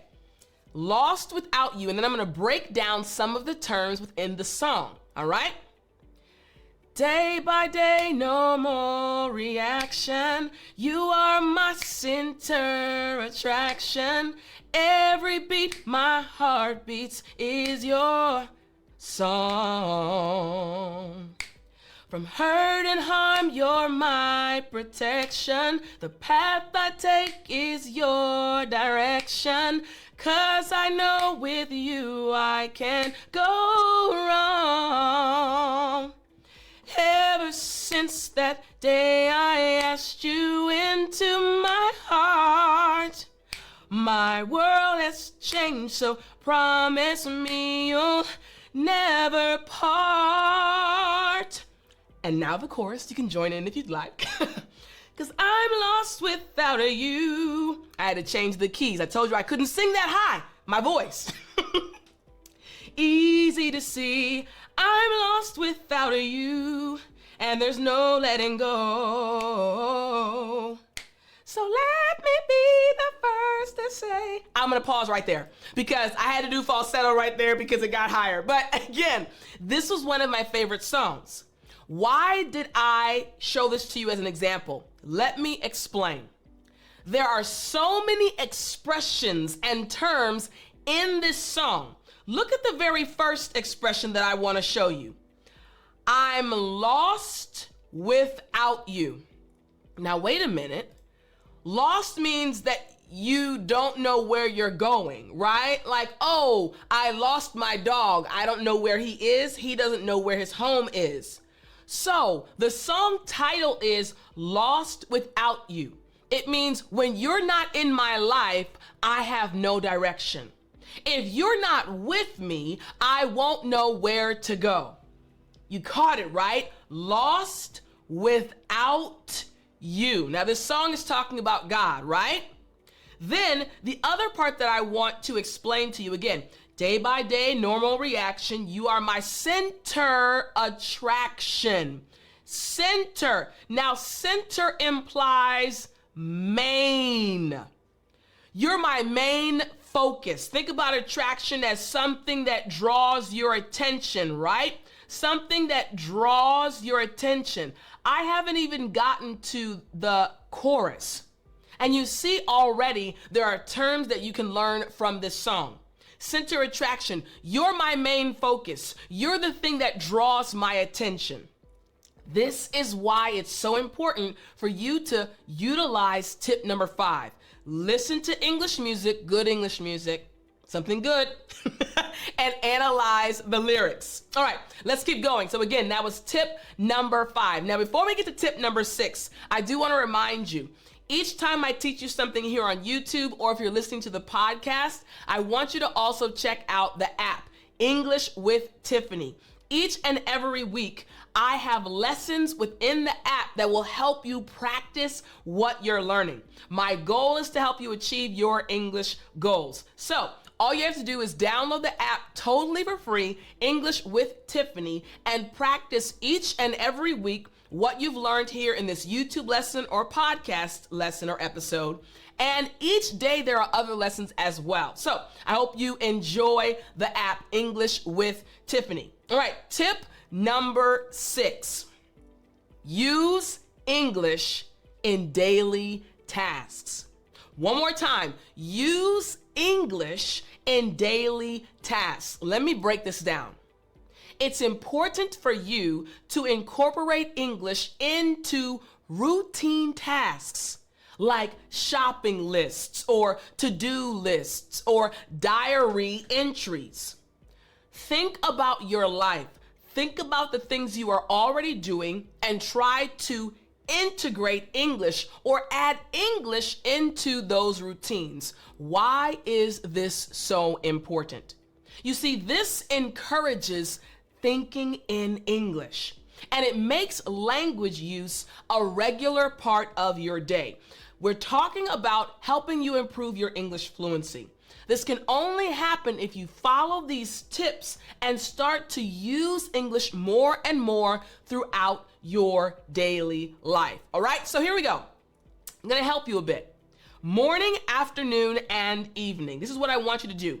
In the morning, what you can do is you can describe what you are going to make for breakfast. Let's say, for example, in the morning, you enjoy eating eggs, maybe toast, and maybe you have an apple. Describe it. What type of apple do you like? Just to let you know, I love Fuji apples. True story. They're very hard, they're crisp, they're flavorful, they're delicious, right? I just described the apple. But what about your eggs? Maybe you like salty eggs. Maybe you like eggs with pepper. What about your toast? What do you put on your toast? Start describing something you already do. And what about the afternoon? In the afternoon, I want you to explain what you have accomplished so far. It doesn't matter if you are a stay-at-home mom, amazing by the way. Maybe a stay-at-home dad, also amazing by the way. Maybe you work in an office environment. Maybe you're a student. It doesn't matter what your occupation or what you do. Start describing what you did during the day, all right? Now, in the evening, this is what you're going to do. You're going to describe what you want to do tomorrow. This is going to help you as you think about the future and how to describe things that will happen in the future. This is going to help you improve your English fluency. Now, as a reminder, these tips, you can select which one or ones you want to use. You can change it up each and every day, but using these tips is going to help you improve your fluency. All right, tip number 7, very important. Stay persistent and patient. One more time. Stay persistent and patient. Listen closely. Recognize that language learning is a gradual process and requires consistent effort over time. I know that it's not easy. I know that it's challenging, but I need you to know that I believe in you because it is possible for you to achieve each and every one of your goals if you simply remain persistent and patient. Why is this important? This helps maintain motivation and resilience in facing challenges, ensuring long-term progress and success. So you're probably asking, Tiffani, how can I remain persistent and patient? Let me help you out, my friend. Here we go. First, your morning routine. You can choose a 15-minute block in the morning to study. Maybe you don't have a lot of time, but 15 minutes a day you can sacrifice in the morning. Perfect. Select that in the morning. Or maybe the mornings don't work for you. No problem. In the evenings, select a 15-minute block to study. But just remain persistent and patient. Whichever block of time you select, make sure you stick to that time.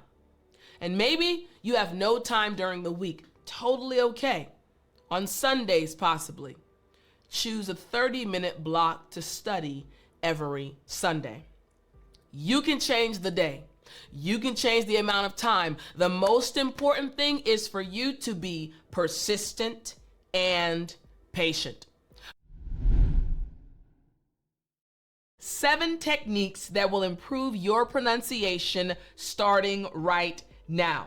Technique number 1, listen and repeat.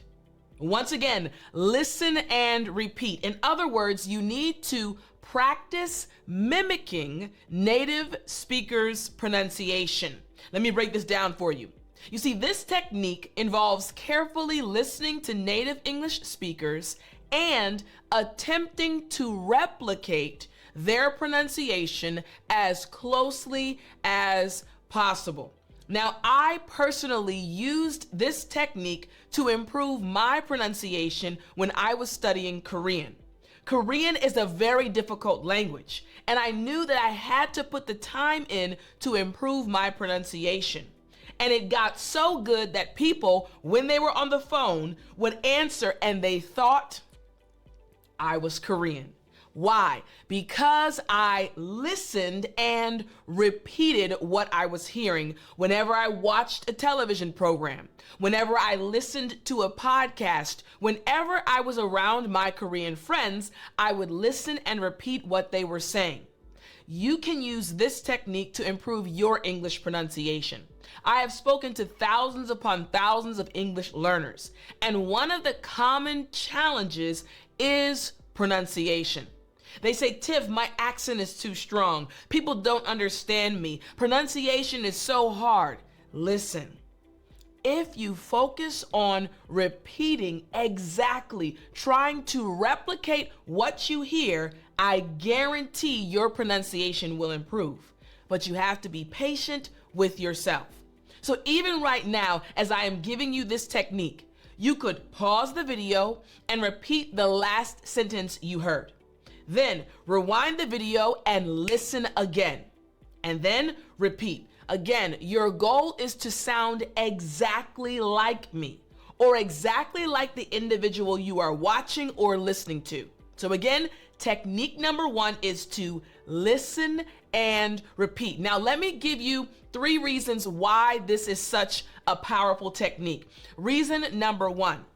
Using this technique will help you train your ear to recognize subtle differences in sounds.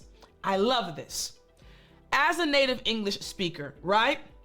I speak in English all the time. I'm teaching you English right now.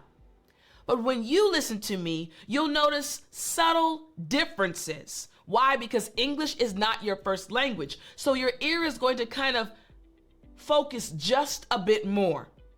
This will help you notice the nuances, the differences in sounds. The second reason why this technique is so powerful is you'll develop muscle memory in your mouth and tongue for producing new sounds. Now, I have mentioned this many times before, and I've also told a story. Stay till the end for story time. So, I told a story about one of my students who was trying to improve her pronunciation.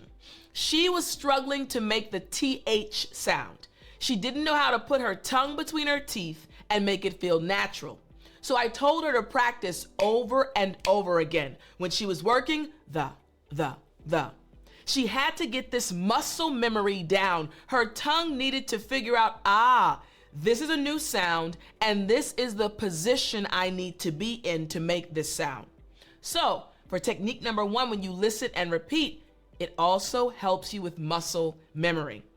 And finally, the third reason why this technique is so powerful is it allows you to practice in a low pressure environment, building your confidence. When you're practicing alone, or when you're listening to something and repeating it, maybe even at a lower tone, or you're just kind of talking to yourself, you're not worried about anyone judging you. And this will inevitably build your confidence. Technique number 1, listen and repeat. Now, before we go to technique number 2, my name is Teacher Tiffani, and I am passionate about helping you and other English learners around the world finally speak English with confidence. I think this lesson is going to take your English pronunciation to the next level. Now, if you want to continue practicing even after this lesson, don't forget about the English with Tiffani app. The link is in the description if you're watching the video, or you can go to the Google Play Store or the Apple Store and download English with Tiffani to continue practicing. Now, technique number 2. Technique number 2 is record yourself speaking. Now, I said this one slower because sometimes students don't like to record themselves. It feels awkward having your phone in front of you or your camera and you're talking to the camera and you can see yourself. It feels uncomfortable. But when you're trying to improve your pronunciation, you must try various techniques. So, record yourself speaking. You need to compare your pronunciation with native speakers. So when you record yourself, you can watch the video again or listen to the audio recording and realize, Teacher Tiffani sounds like that, but I sound like this. What can I tweak to make it sound more natural? Again, by recording your own speech and comparing it to native speakers, you can identify areas for improvement in your pronunciation. It's so powerful for you to be able to self-correct as you're on your English journey. Now, here are 3 reasons why this technique is so powerful. Reason number 1, you'll become more aware of your own speech patterns and habits. This is important if your goal is to improve your English skills, if your goal is to speak English more fluently, if your goal is to improve your pronunciation specifically, you need to record yourself. It will help you recognize your patterns and your habits. The second reason why this technique is so powerful is it provides a concrete way to track your progress over time. I recorded a video last week. I recorded a video today. I can compare how I did today to how I did last week. You can track your progress. And reason number 3, you can focus on specific sounds or words that you find challenging. Remember a few moments ago, I mentioned that one of my students, when I worked in South Korea, struggled with the TH sound. She was able to pronounce the F sound properly, the S sound, the Z sound, the T sound. It was just that TH sound that she struggled with. So when you take the time to record yourself, whether a video recording or an audio recording, you'll be able to recognize the sounds you need to focus more on. So again, technique number 2, record yourself speaking. Technique number 3, watch English media with subtitles. I'll say it again. Watch English media with subtitles. In other words, you have to observe how words are pronounced in context. This method allows you to see and hear English being used naturally, helping you understand pronunciation in real-world situations.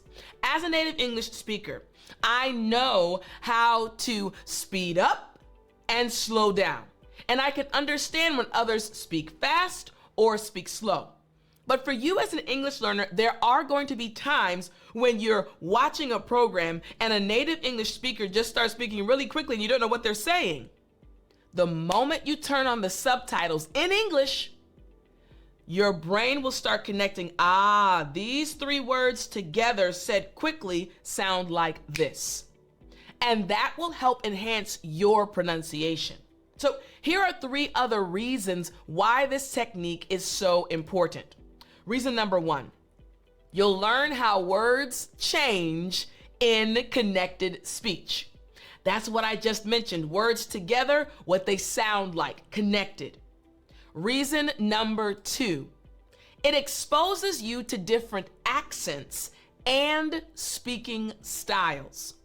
And finally, reason number 3, you can improve your listening skills while reinforcing pronunciation. This technique is very powerful, and I encourage you to do it, to use it, no matter what level you are, intermediate or advanced. But the subtitles must be in English. You got me? Excellent. All right. So let's move on now to technique number 4. Technique number 4 is exaggerate mouth movements. Again, exaggerate mouth movements. Now, you have probably been with me for a while, and so you know that I make an effort to speak very clearly to help you understand the lessons that I'm teaching. I also exaggerate my mouth movements many times in order for you to understand me more and for you to see how I am making certain sounds. Here's the thing. You need to practice over articulating to improve muscle memory. I've been speaking English my entire life, so I can speak quickly, I can say things because I have muscle memory, right? Therefore, thus, this. My mouth knows if the TH sounds comes up, I need to put the tongue through my teeth. By exaggerating your mouth movements when speaking English, you can develop better control over the muscles used in pronunciation. We're trying to help you, starting right now, improve your pronunciation. Here are the 3 reasons why this is so powerful and why it is such a useful technique. Reason number 1, it helps you feel the difference between similar sounds more clearly. It helps you feel the difference. Reason number 2, you'll become more aware of the physical aspects of pronunciation. Sometimes when you watch television, when you watch a YouTube video, or even when you're listening to a podcast, it just seems like people are speaking with no effort, but it just goes back to muscle memory. And the more you exaggerate your mouth movements, the easier it will be for you in a real conversation to make those sounds properly.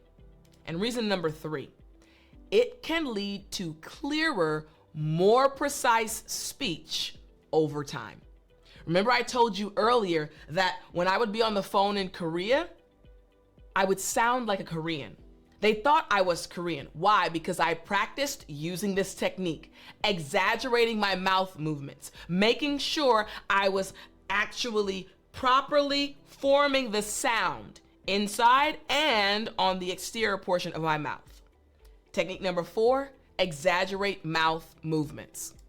Technique number 5, shadow native speakers. Again, shadow native speakers.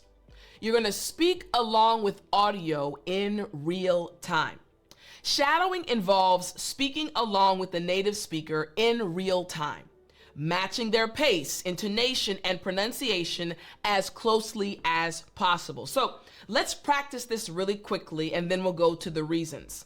If you're watching this video, you can see on your screen right now a sentence, the description, right? I want you to try to shadow me. Try to follow my pace and my intonation. Here we go. Shadowing involves speaking along with the native speaker in real time, matching their pace, intonation, and pronunciation as closely as possible. Now you can pause this video and try to say what I just said. Or maybe you were actually reading in real time trying to keep up with me. This technique will help you improve your pronunciation. Here are the 3 reasons why this is such a powerful technique. Reason number 1, it improves your ability to keep up with natural speech patterns. I teach my students in my academy, the Speak English with Tiffani Academy, that there's a rhythm to speech, right? And if you have rhythm, you can kind of follow the rhythm as you're speaking. Again, it improves your ability to keep up with natural speech patterns or natural speech rhythms. Reason number 2, you'll internalize the rhythm and flow of English. I just said rhythm is so important when you're speaking English. And reason number 3, it helps you develop a more natural sounding accent. When you're shadowing a native English speaker, you're telling your brain, hey, this is what I'd like to sound like. Let's work hard to sound like that. All right? Okay, so again, technique number 5, shadow native speakers. Now let's go to technique number 6. Technique number 6 is also very important. It refers to learning intonation patterns. Again, learning intonation patterns. Practice the rise and fall of pitch in sentences. You see, understanding and practicing intonation patterns helps you convey meaning more effectively and sound more natural when speaking English. Let me break it down like this. When I'm speaking to you, when I'm explaining the lesson to you, I normally take my time and speak very clearly. I also make it a point to allow my voice to rise and fall. I want you to see that intonation matters, because if I all of a sudden started speaking like this with the monotone, you would probably get bored very quickly. But because sometimes I'm like this and sometimes I'm like this, there's something about changing your intonation that draws people in. So you need to learn intonation patterns. For example, when you're happy, normally if someone is happy and speaking English, their voice goes up. There's kind of this lightness to their voice and a high pitch. But if someone is very serious, maybe sad, upset, or just in a very solemn mood, our voice naturally drops down. You see the difference, right? I feel really good, and then I just want to tell you about something that happened yesterday. This intonation practice is going to help your pronunciation so much. Here are 3 reasons why this is so important. It allows you to express emotions and attitudes more accurately. If I all of a sudden said, man, I'm having the worst day of my life, something would be a little off, right? Tiff, you sound happy, but the words you're using don't match what I'm feeling. When you practice the intonation patterns, it's going to inevitably help your pronunciation as well, and people will understand you more. Reason number 2, you'll be better understood, as intonation can change the meaning of a sentence. And finally, reason number 3, it helps you sound more native-like in your speech. Practicing these intonation patterns and the flow and rhythm of English. So again, technique number 6, learn intonation patterns. Technique number 7, slow down your speech. I'll say it again. Slow down your speech. You see, focusing on clarity is important to do before increasing speed. Sometimes as you're learning English and trying to improve your pronunciation, you might think, hey, as long as I speak faster, it'll be good. But that's not the case. You see, by speaking more slowly at first, you can concentrate on pronouncing each sound correctly before working on increasing your speaking speed. Why is this so important? Reason number 1, it gives you time to think about the correct pronunciation of each word. Now, we're not saying that you should speak this slowly. Instead, we're saying you should speak this slowly. It's okay to pause for a moment. And in the pauses, when you're taking your time, you're giving yourself an opportunity to think. You caught that, right? I slowed down on purpose, but you were still engaged. Reason number 2, you'll develop better control over your speech organs. Slow it down before you speed it up. And reason number 3, it helps reduce anxiety and increases your confidence in speaking. You got it? Yes. Technique number 7, slow down your speech. Technique number 1, contextual learning. Now, this technique involves studying idioms within real life situations using authentic materials like books, movies, and podcasts. Learning idioms can be very tricky at times, but when you learn them in real situations, it will help you not only understand them, but start to use them faster. For example, let's say you learned this idiom, on cloud 9. Now, just saying that idiom, it sounds like, okay, there are 9 clouds in the sky and you're sitting on a cloud. But if I told you this real life situation, yesterday, oh my gosh, my mom, ooh-wee, she can cook, true story. She made this amazing banana nut bread. And as it came out of the oven, oh my gosh, everything inside of me, whoa, was excited. I was on cloud 9 because I knew I was about to eat the best piece of banana nut bread ever. You see how that changed, right? I told you my story, a real life situation, and I said I was on cloud 9 as I watched the banana nut bread come out of the oven. On cloud 9 just means to be extremely happy. When you learn the idiom based on a real life situation, you'll remember it. So here are 3 reasons why this technique is so powerful. Reason number 1, it helps you understand how idioms are actually used in everyday language. Just like with my story, I said, as I watched the banana nut bread coming out of the oven, I was on cloud 9. And you saw my facial expression, if you're watching this lesson, change. A big smile came on my face. You're able to see how the idioms are used in everyday language. Reason number 2, you'll pick up on the nuances and cultural context surrounding each idiom. Teacher Tiffany really likes banana nut bread, true story.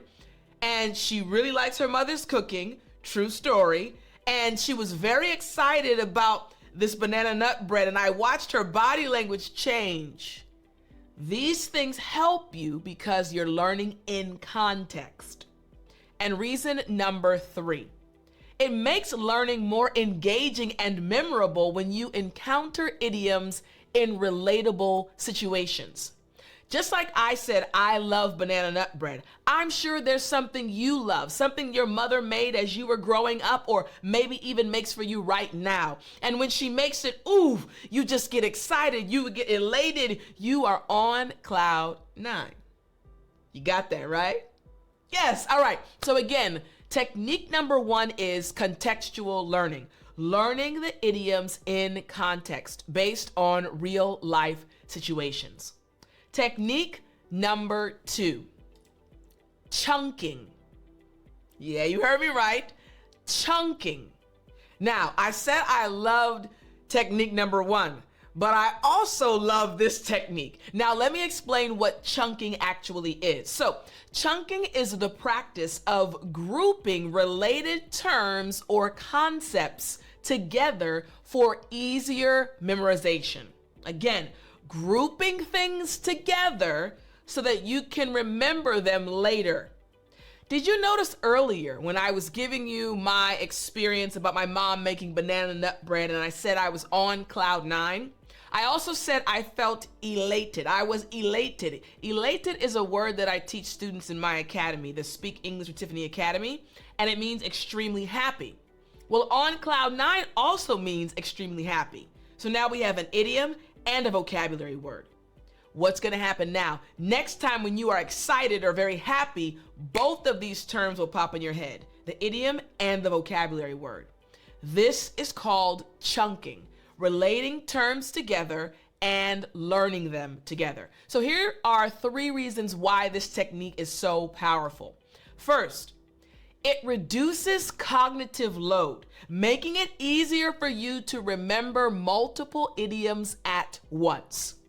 When you are thinking about, hey, happiness, how can I describe happiness?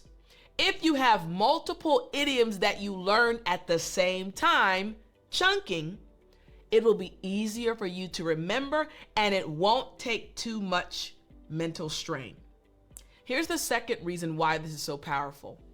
You'll start recognizing patterns in idioms, which will aid in understanding and recall. Your brain is amazing. Yes, you, my friend, your brain is absolutely amazing, and it can do more than you realize. So when you learn by chunking the idioms together, which have similar meanings, your brain starts trying to make connections to help you remember them in the future.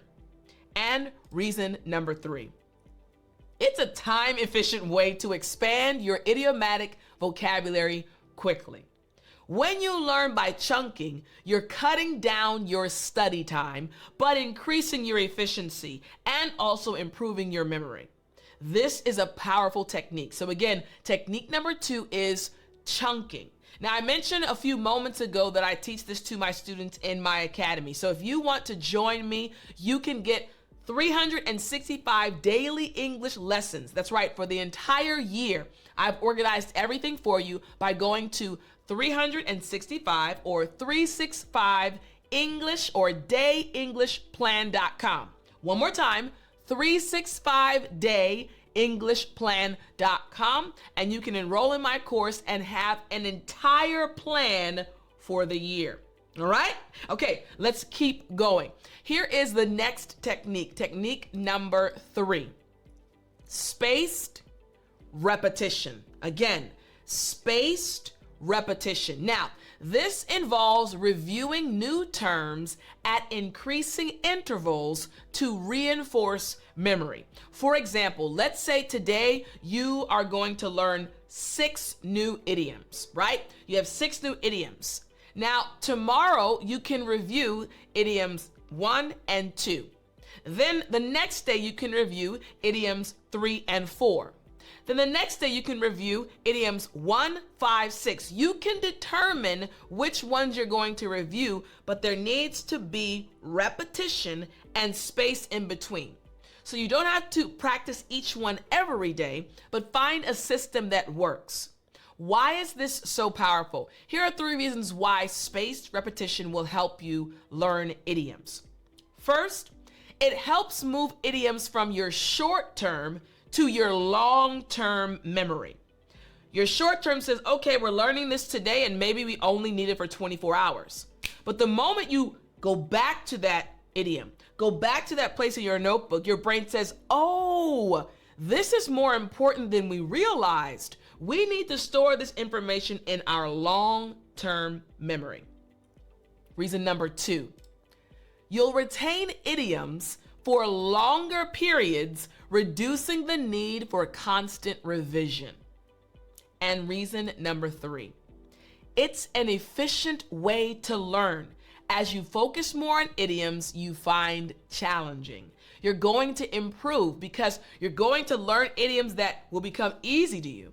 And then you'll learn newer idioms that are hard, but you'll connect them to the other ones you've already learned. So again, technique number 3, spaced repetition. Technique number 4, again, to master and learn English idioms. Using visual aids. I love visual aids. We're human beings. We're constantly looking at things, unless you might be blind, and I have some students that are blind. So if you are blind, this won't work for you, but you might enjoy the audio aspect, right? Finding different sounds to connect to the idioms you're learning. But for those that are able to see, visual aids can help you immensely. Now, visual aids, using them means representing idioms through images or mind maps. Think about it like this. At the very beginning of this lesson, I described a situation where my mom made banana nut bread. So I could find a picture of either my mom cooking or of banana nut bread. And whenever I see it, I say, on cloud nine. Why? Because banana nut bread makes me happy. It makes me feel like I'm on cloud nine. That's a visual aid. It's now a trigger to my brain. That makes you happy? You're on cloud nine. Makes sense, right? Excellent. Here are 3 reasons why this is such a powerful technique. Reason number 1, it caters to visual learning styles, making idioms more memorable for you. You'll remember them like, yes, I remember that. I'm connecting it to a situation or an event. Reason number 2, you'll create strong mental associations between the idiom and its meaning. Again, you'll create these triggers basically, connecting in your mind, this image, this idiom. Now, whenever I see this image, I think of the idiom. Whenever I hear the idiom, I immediately think of the image. Reason number 3, it's a fun and creative way to engage with language learning. I used to use this technique when I was in South Korea, and I realized that the students were getting either a little bit tired or overwhelmed. I would close the books. I would say, hey guys, close your books.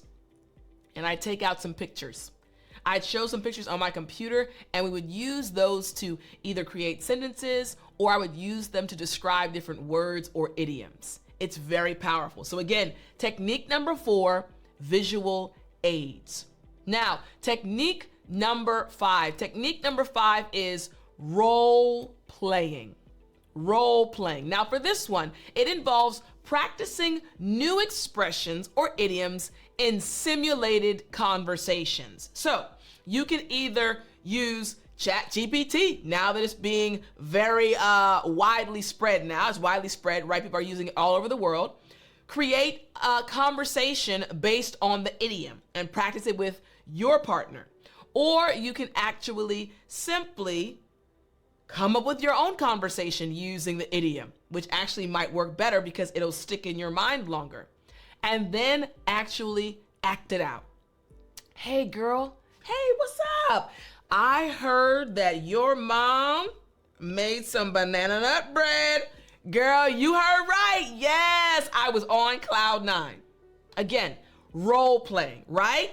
This is what you can do to improve your ability to understand English idioms and master them. Here's the first reason why this is so powerful. It gives you practical experience using idioms in realistic scenarios. Reason number 2, you'll gain confidence in using idioms in actual conversations. And reason number 3, it helps you understand the appropriate context and tone for using specific idioms. Role playing is extremely powerful. So again, technique number 5, role playing. Technique number 6, journaling. Now, this is another one that I also think is powerful. You see, journaling means keeping a language journal to record and reflect on new vocabulary. I kept tons of journals when I was in South Korea studying Korean. And I have so many of those journals in my closet. I'm actually going to get some of the journals I keep now. Now, these journals are connected, that you see if you're watching the video, connected to the lessons I'm teaching you right now, actually. But I have a journal based on the platform. So I have one for Instagram, one for YouTube, one for TikTok, one for my academy. Why? Because journaling is a powerful way to not only document and remember, but also track your progress. Journaling is very, very powerful. So here are 3 reasons why you should journal in order to master English idioms. First, it provides a personal record of your learning journey, showing your progress over time. Actually, I want to show you a journal that I started when I first created this YouTube channel. All right, so this is one of my journals, literally from, what year is this? If you're watching it, you'll see. But I want to show you some of the images in my journal, right? Let's see if you can see this. This is literally a journal I had when I was starting this YouTube channel. I would draw out every frame to create the lessons. So what has happened? We've come on this journey. I'm here today, but I have this why? To look back at how far I've come, right? So it's important for you on your journey to keep a journal, and you'll track your progress over time. The second reason is you can revisit and review idioms easily, reinforcing your learning, reminding yourself, that's what it means. This is powerful. And reason number 3, it encourages active engagement with the language, improving retention. You will retain the information more. Again, the power of a journal. I cannot emphasize it enough. That is why I have so many journals behind me for those watching, and so many in my office closet. So again, technique number 6, journaling. What about technique number 7? Technique number 7, teach others. Again, teach others. So powerful. Now, teach others, this involves explaining new concepts to peers to solidify understanding. So, let's say, for example, you have your journal, you wrote everything down, you wrote down this new idiom that you learned, and then you see, oh, my friend, wait a minute. Should I teach him? Should I tell him? Yes. Hey, John, guess what? I learned this new idiom. Can I teach it to you? It's called, where's it at again? On cloud 9. It just means really happy. All of a sudden, the very fact that you taught John that idiom is going to reinforce it in your mind, and you will remember it later. 3 reasons why this is so powerful. The first reason, it forces you to fully understand the idiom in order to explain it clearly to others. Because what's going to happen? As you're explaining the idiom to John, hey John, yeah, the idiom on cloud 9, John is going to say, oh, well, wait a minute. Can I use it whenever I'm happy? The only way you're going to be able to answer his questions is if you understand it completely. This is going to help you master English idioms. Here's the second reason why this is so powerful. You'll gain confidence in your knowledge as you share it with others. This is something I love. I love to help you build confidence in yourself. And when you teach somebody else, you'll be more confident in your ability to actually use the idiom. Your shoulders will go back. Your head will go up. You'll be more confident. The third reason, it provides an opportunity for you to use the idiom in a practical, conversational setting. Hey, John, I just want to talk to you real quick, man. Let me help you understand this new idiom that I learned. This is a powerful technique. Again, teach others. Technique number 8. Technique number 8 is to paraphrase. It's the paraphrasing technique. This means restating idioms in your own words to check your understanding. We've been talking about being on cloud 9. I mentioned I love my mom's banana nut bread. How can you rephrase on cloud 9? I feel absolutely amazing. I'm super happy at this moment. Rephrasing the idiom to make sure you understand it. Here's the first reason why this is so powerful. Reason number 1. It helps you internalize the meaning of the idiom beyond just memorizing it. Again, this helps you understand the meaning of the idiom beyond just memorizing it. Reason number 2. You'll improve your overall language skills as you practice expressing ideas in different ways. Your English idioms and the English idioms you know and your ability to use them, that's not the only skill that's going to improve. You're going to improve your English fluency as well. And reason number 3. It's a great way for you to check if you truly understand the idiom's meaning and usage. Listen, when you paraphrase, you actually are letting yourself know, hey, I really got this. I really understand. So again, technique number 8, paraphrasing.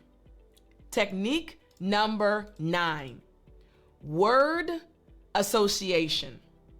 Word association is another technique that you must understand.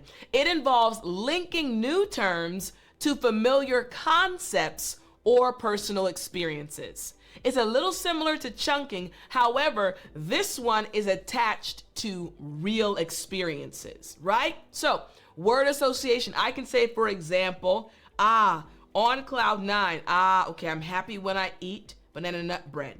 I feel really good when I eat Indian food. Attaching it to an experience.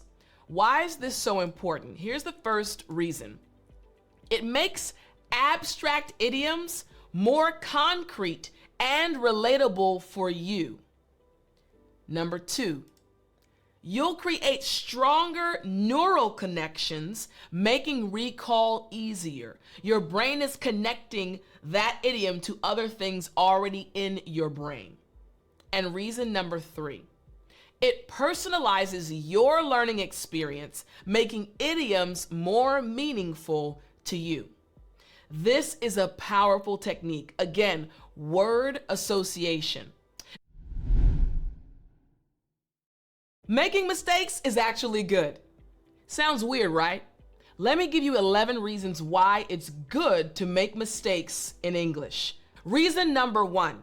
You see, making mistakes, my friend, helps you identify areas that need improvement. When you make mistakes in English, you can pinpoint specific areas where you need to focus your learning efforts. This self-awareness is crucial and important for targeted improvement. I know that you don't like making mistakes. I know that it gets uncomfortable and maybe you feel embarrassed.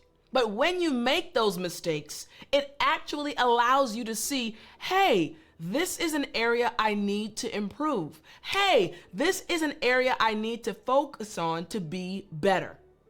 There's a quote I want to tell you that actually talks about this very point. It's from Thomas Edison. Thomas Edison said, "I have not failed. I've just found 10,000 ways that won't work." I haven't failed, I've just found 10,000 ways that won't work. We are all benefiting from Thomas Edison. Let the world benefit from you making mistakes and then improving yourself.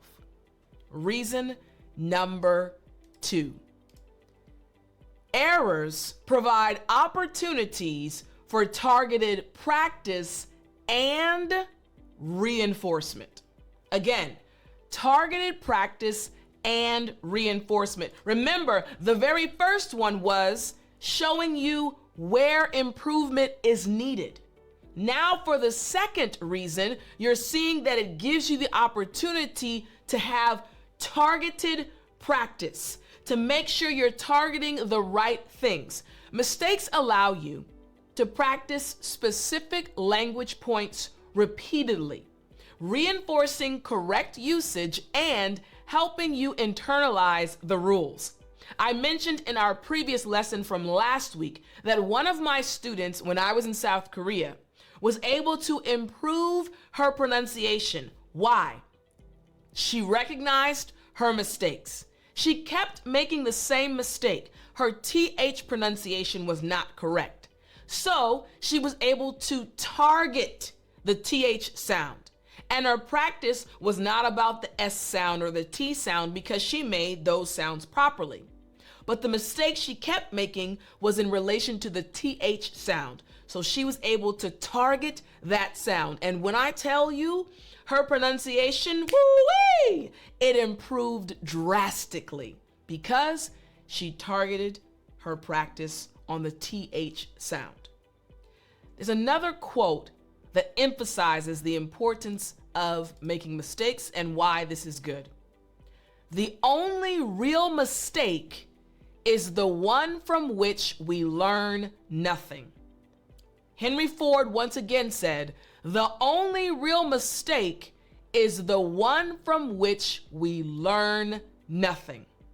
In other words, we are all going to make mistakes. My friend, we're human beings. We are going to make mistakes. So when you make mistakes, don't feel bad.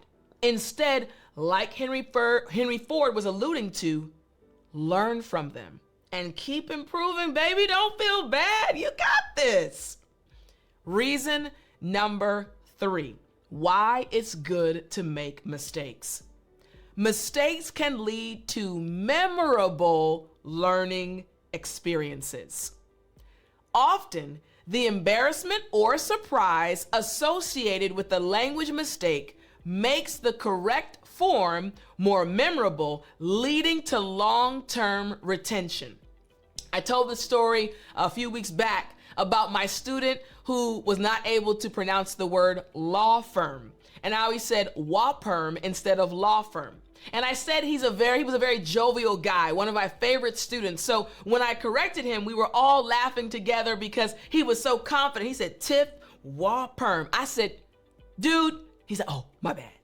He was in such a good mood when I corrected him, he wasn't embarrassed. He was shocked that he said it incorrectly, but I'm sure he'll never forget that moment, just like I have never forgotten that moment, and it happened well over 7 or 8 years ago. So again, when you make mistakes, it can lead to a memorable experience. Here's a quote that emphasizes this point. Oscar Wilde said, "Experience is simply the name we give our mistakes." Once again, experience is simply the name we give our mistakes.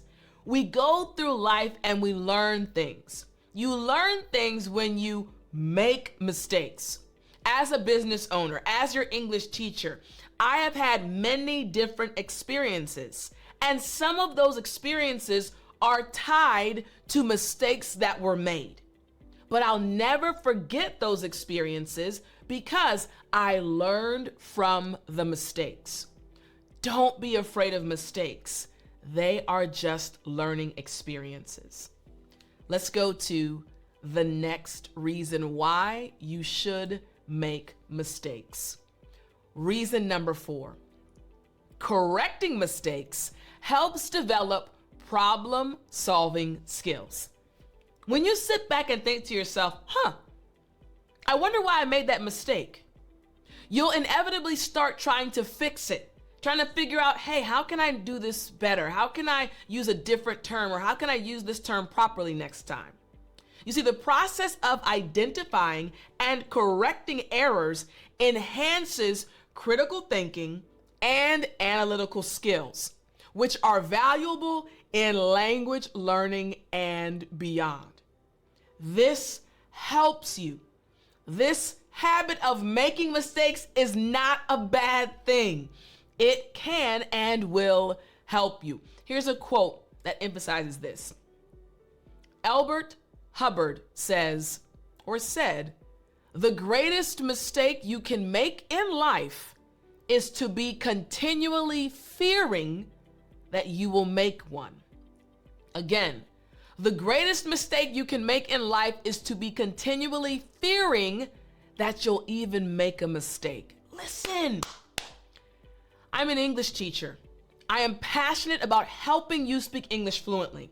I'm more passionate about helping you speak English with confidence, meaning I want you to believe in yourself. I want you to be okay with making mistakes. Don't beat yourself up. Don't feel bad when you make a mistake. Instead, realize it's a part of the process. Don't fear them. Just make them and keep growing, baby. Come on. Let's keep going. Here's the next reason why it's okay to make mistakes. Reason number 5. Errors often reveal patterns in language learning that can be addressed. When you make mistakes, you're going to find these patterns. I always say it this way. I always do it that way. You see, recurring mistakes can highlight systematic issues in your understanding of English, allowing you to tackle these underlying problems effectively. I immediately thought about one of my students who has become a very close friend. He will know who I'm talking about. Hey. And I've spoken to him many times because he's gotten to this point in his language journey where his English is amazing. He does business in English. He really speaks well. So now that he has this confidence, I am able to correct his mistakes. I am able to help him recognize the patterns of his mistakes, right? I'm like, hey, when you do this, this is what you say, but it should be this way, right? There are certain patterns, and as you make mistakes, you'll recognize those patterns and then correct them. Check out this quote that emphasizes this point. Mistakes are portals of discovery. James Joyce. Once again, mistakes are the portals of discovery. You're discovering how your brain processes things. You're discovering how to use the language and how to flow when you're speaking. Mistakes are powerful. What about this one right here? Mistakes can spark curiosity about language rules and exceptions. The more mistakes you make, the more curious you'll become. I wonder why that's wrong, but that's right. This is what it's all about when you're learning a language. Be curious, be creative. It's okay to make mistakes. You see, when you make mistakes or when you make errors, you often become curious about why they're wrong, which leads to deeper exploration of English grammar and usage rules. I wonder why I can say this, but I can't say that. Check out this quote. Phyllis Thoreau says, or said in the past, mistakes are the usual bridge between inexperience and wisdom. Mistakes are the usual bridge between inexperience and wisdom. In other words, mistakes take you to the next level. Now, I'm sure you're sitting there and maybe you're shocked. Maybe you're confused. Is Tiffani telling me to make mistakes? I am. I'm telling you to make mistakes because you have to let go of the fear of mistakes. In order for you to improve, in order for you to speak English fluently, let yourself go, my friend. Speak, make mistakes, recognize your patterns, recognize the things you need to target and practice more, but don't be afraid of mistakes. Reason number 7. Making mistakes helps learners like you become more comfortable with taking risks in communication. I literally was just talking about that. Let yourself go. Be free. Take risks. You see, as you realize that mistakes are a natural part of learning, you become more confident in using English, even if you're not sure that you're 100% correct. Think about a kid. I've brought up my niece before, my youngest niece, and she's 8 years old right now, so of course she speaks English well. She's still learning some things. But I remember when she was 4 or 5, she would just talk. She wasn't scared. She wasn't nervous. She was using the language. Was she making mistakes? Yes, because she was still in the learning process, even now. But she was free to express herself. You as an English learner need to experience this freedom, because out of this freedom will come confidence. Make mistakes, my friend. Here is a quote to emphasize this point. Neil Gaiman says, I hope that in this year to come, you make mistakes, Because if you are making mistakes, then you are making new things, trying new things, learning, living, pushing yourself, and changing your world. I agree with this quote 100%. If you don't learn anything today, I want you to remember this. Make mistakes, baby. It's totally okay. Free yourself. Enjoy using the language. Make mistakes. Reason number 8. Mistakes can lead to discussions about cultural nuances in language use. Immediately, what came to mind when I said this, when I read this reason, when I was in level 1 studying Korean years ago, I remember when I learned how to say take a shower. In English, we say take a shower. In Korean, it's 샤워하다. I said, wait a minute, we're doing a shower? What in the world? In that moment, and again, more than a decade later, I still remember that moment because I made a mistake. I just translated take a shower, right? And I said it in Korean like that. And the teacher was like, oh no, Tiff, that's not how we say it. In Korean, we say 샤워하다. And I was like, huh. But I never forgot that mistake. Why? Because it led to an understanding of the differences between Korean culture and American culture. Some errors stem from cultural differences, providing opportunities to learn about the cultural context of English usage. Here's a quote about this that emphasizes it. Dale Carnegie said, "The successful man will profit from his mistakes and try again in a different way." I made a mistake. I thought it was take a shower in Korean as well, but no, it's not. I learned from it and I moved forward. Make mistakes. They can lead to discussions. Reason number 9. Errors or mistakes often highlight the differences between the learner's native language and English.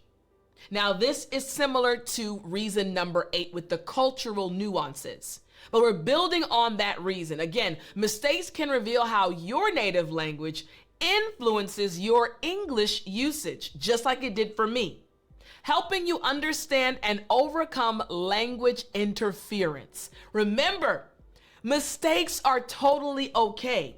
There are more pros to mistakes than cons. There are more benefits than downfalls. You can learn so much simply from making mistakes. Check out this quote. Albert Einstein said, "Anyone who has never made a mistake has never tried anything new." In other words, Albert Einstein, a genius, was saying, it's inevitable. It's natural. It's going to happen. You're going to make a mistake if you're trying anything new. You are trying to speak English fluently. Your goal is to speak English with confidence. It's something new to you. You're going to make mistakes and it's A-OK. Reason number 10. Mistakes provide opportunities to practice self-correction skills, a skill that you must have. Learning to identify and correct your own mistakes is a valuable skill that enhances your overall language proficiency and autonomy as a learner. In order to improve this skill, you have to recognize your mistakes. To recognize the mistakes, you have to make mistakes. You want to speak English fluently. My friend, it's okay to make mistakes. Check out this quote. Leon Brown said, "Mistakes are the stepping stones to wisdom." This is similar to a quote we had earlier about mistakes being a bridge to wisdom. Now we're seeing mistakes being stepping stones to wisdom. not negative things, but positive things. Make mistakes. And reason number 11. Making mistakes helps learners become more aware of their own progress over time. As you make mistakes, you realize, I made a mistake, but I also corrected something that I made a mistake on last time. Okay, I'm getting better. As you make fewer mistakes or different types of mistakes, you can see tangible evidence of your improvement in English. This will help you be more confident. Check out this quote. Theodore Roosevelt said, "The only man who never makes mistakes is the man who never does anything." You're going to make mistakes. Try something new. Keep moving forward. It is okay to make mistakes. Have you ever been afraid to speak English? You know, that nervousness that comes over you when someone walks up to you and asks you a question in English. Have you ever experienced this feeling? If so, today I'm going to give you 11 techniques to help you overcome this fear. Are you ready? Well then, I'm teacher Tiffani. Let's jump right in. Technique number 1. Focus on communication rather than perfection. I'll say it again because it's so important. Focus on communication rather than perfection. You see, this technique emphasizes the importance of getting your message across rather than worrying about speaking flawlessly. In one of my previous lessons, I mentioned that it's okay to make mistakes, and this technique emphasizes that same point. You have to focus on communicating your idea, your thought, or your opinion instead of focusing on each and every word that you're saying and making sure that your mistakes are not that bad or that your grammar is perfect. Focus on communication rather than perfection. We're talking about letting go of your fears. Now, there are 3 reasons why this is so important. Here's the first reason. This will reduce anxiety and help you speak more freely. Many times when you would feel that fear coming over you and that nervousness and that anxiety, it's because you don't want to make a mistake. Let that go and you'll experience freedom from anxiety. Reason number 2, you'll learn faster by actively using the language even with mistakes. Again, when you stop worrying about mistakes, you'll start speaking more freely and you'll actually start to improve because you'll be using what you have learned. And reason number 3, it builds your confidence as you successfully communicate your ideas. When you focus on communicating rather than perfection, when you focus on getting your thoughts out instead of making sure each and every word is in the right place, you'll actually be able to feel more confident in yourself. You'll feel confident because people will start understanding what you want to say. So technique number 1 is focus on communicating and not on perfecting. Communication over perfection. You got me? Excellent. All right, here we go. Technique number 2. Technique number 2 is practice positive self-talk and affirmations. Now, this technique is something you've probably noticed that I use in each and every one of my video lessons. My goal is to help you speak English with confidence. So in each video, not only do I want to teach you English, not only do I want to help you understand certain expressions and terms, I actually really want you to be confident in yourself. So I always remind you that you're intelligent, you are learning another language, your brain is amazing. Why? Because positive self-talk and affirmations will help you release your fear. You see, it's important for you to use encouraging words and phrases to boost your confidence and motivation in learning English. There are 3 specific reasons why this technique works so well. The first reason is it helps you overcome negative thoughts that may hinder your progress. Listen, I've been where you are. When I was studying Korean, it was very difficult. And there were moments when I would hear a voice in my head saying, this is too hard. You keep making mistakes. This negative voice is going to be present, but you have to stop it, again, by speaking to yourself in a positive way, reminding yourself, hey, you've come a long way, you're intelligent, you are smart enough to learn this language. Reason number 2, positive self-talk can improve your overall learning attitude. When you remind yourself that you can do it, the next time a new term is brought to you, the next time you hear something that you've never heard before, instead of feeling dejected, instead of feeling depressed, you'll say to yourself, I was smart enough to learn the last term. I'm smart enough to learn this term. And reason number 3, it reinforces your belief in your ability to master the language, exactly what I just said before. You have to speak to yourself in a positive way. Don't put yourself down. When you make a mistake, remind yourself, it's okay, I'm on this journey, I can do it. Affirm yourself and speak positively to yourself. We're talking about overcoming your fears and finally speaking English with confidence. Technique number 3. This technique is also very important. Start with small, achievable speaking goals. I'll say this one again. Start with small, achievable speaking goals. You see, it's important for you to set manageable objectives for your English speaking practice, gradually increasing difficulty over time. Let me be honest with you.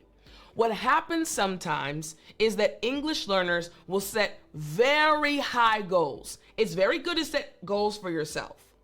But for example, I want to learn 1,000 English vocabulary words in 5 days. Now, it's a good goal to learn 1,000 English vocabulary words, but 5 days, that's a bit short, right?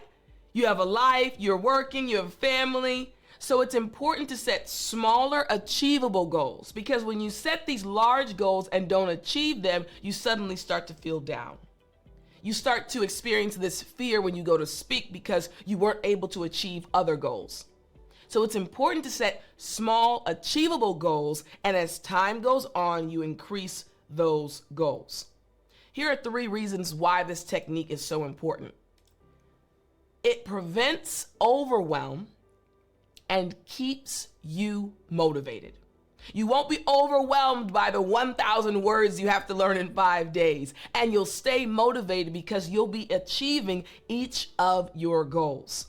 Reason number 2, you'll build confidence as you consistently, consistently achieve your goals. It's amazing what happens to you when you do what you said you would do.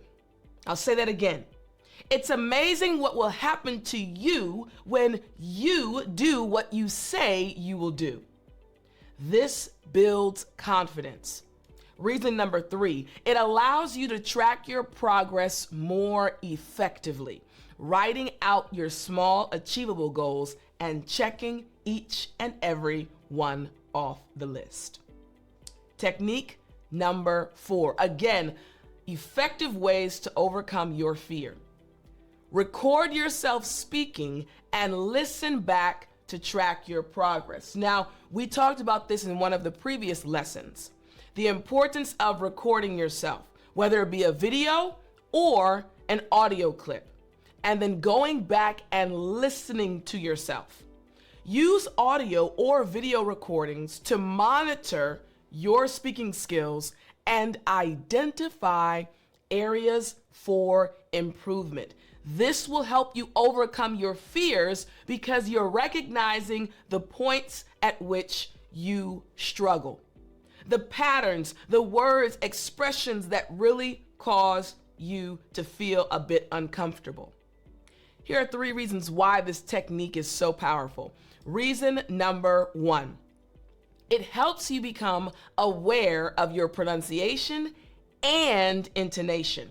Many times English learners, and maybe even you, experience fear because they feel like the individual they're speaking with will not understand them. Maybe they have a stronger accent. Maybe they feel like their pronunciation isn't that good. In order to remove that fear, record yourself and then review what you recorded, and you'll start to improve your pronunciation. Reason number 2, you can track your progress over time and celebrate, going back to affirmations, celebrate your improvements. And finally, it allows you to practice self-correction and develop a critical ear, recognizing your mistakes and correcting them before you get into a conversation. Technique number 5, practice speaking in front of a mirror to build confidence. I absolutely love this one. Getting in front of a mirror and talking to yourself. It's going to feel odd, it's going to feel weird and awkward in the very beginning, but it works. One of my students in the Speak English with Tiffani Academy told me that, Tiff, I stand in front of my mirror and my husband says, you look crazy, but my English is improving. And I said, keep standing in front of the mirror. So again, this is a very powerful technique. You use a mirror to observe your facial expressions and your body language while speaking English, and you'll be able to self-correct. Here are 3 reasons why this is so powerful. Reason number 1, it helps you become more comfortable with how you look while speaking. When you can see yourself, you'll be able to recognize, when I say certain things, this is how I move. Let me change this. Let me adjust a bit. Reason number 2, it helps you practice maintaining eye contact and confident posture. This is powerful. Again, it helps you practice this eye contact and keeping your posture in the right way. Eye contact is powerful. If all of a sudden, for those watching this lesson on YouTube, if all of a sudden I kind of looked away for the entire lesson and you didn't know what was going on, you'd feel a little bit awkward. Now, when I look at my screen as I'm teaching you, I always make sure to come back to you and give you eye contact, because eye contact is important when you're speaking to or with someone. Reason number 3, again, speaking in front of a mirror is important because it allows you to focus your mouth movements for better pronunciation. You noticed that, right? Again, for those watching, you noticed I slowed down and you saw my mouth moving in a specific way. You can watch your mouth movements when you practice in front of a mirror. Technique number 5. Let's move on now to technique number 6. Technique number 6 is view errors as a natural part of the learning process rather than something to be feared or avoided. This technique is embrace mistakes as learning opportunities. Again, embrace mistakes as learning opportunities. This is something we spoke about 2 or 3 lessons ago. Our entire lesson was about making mistakes.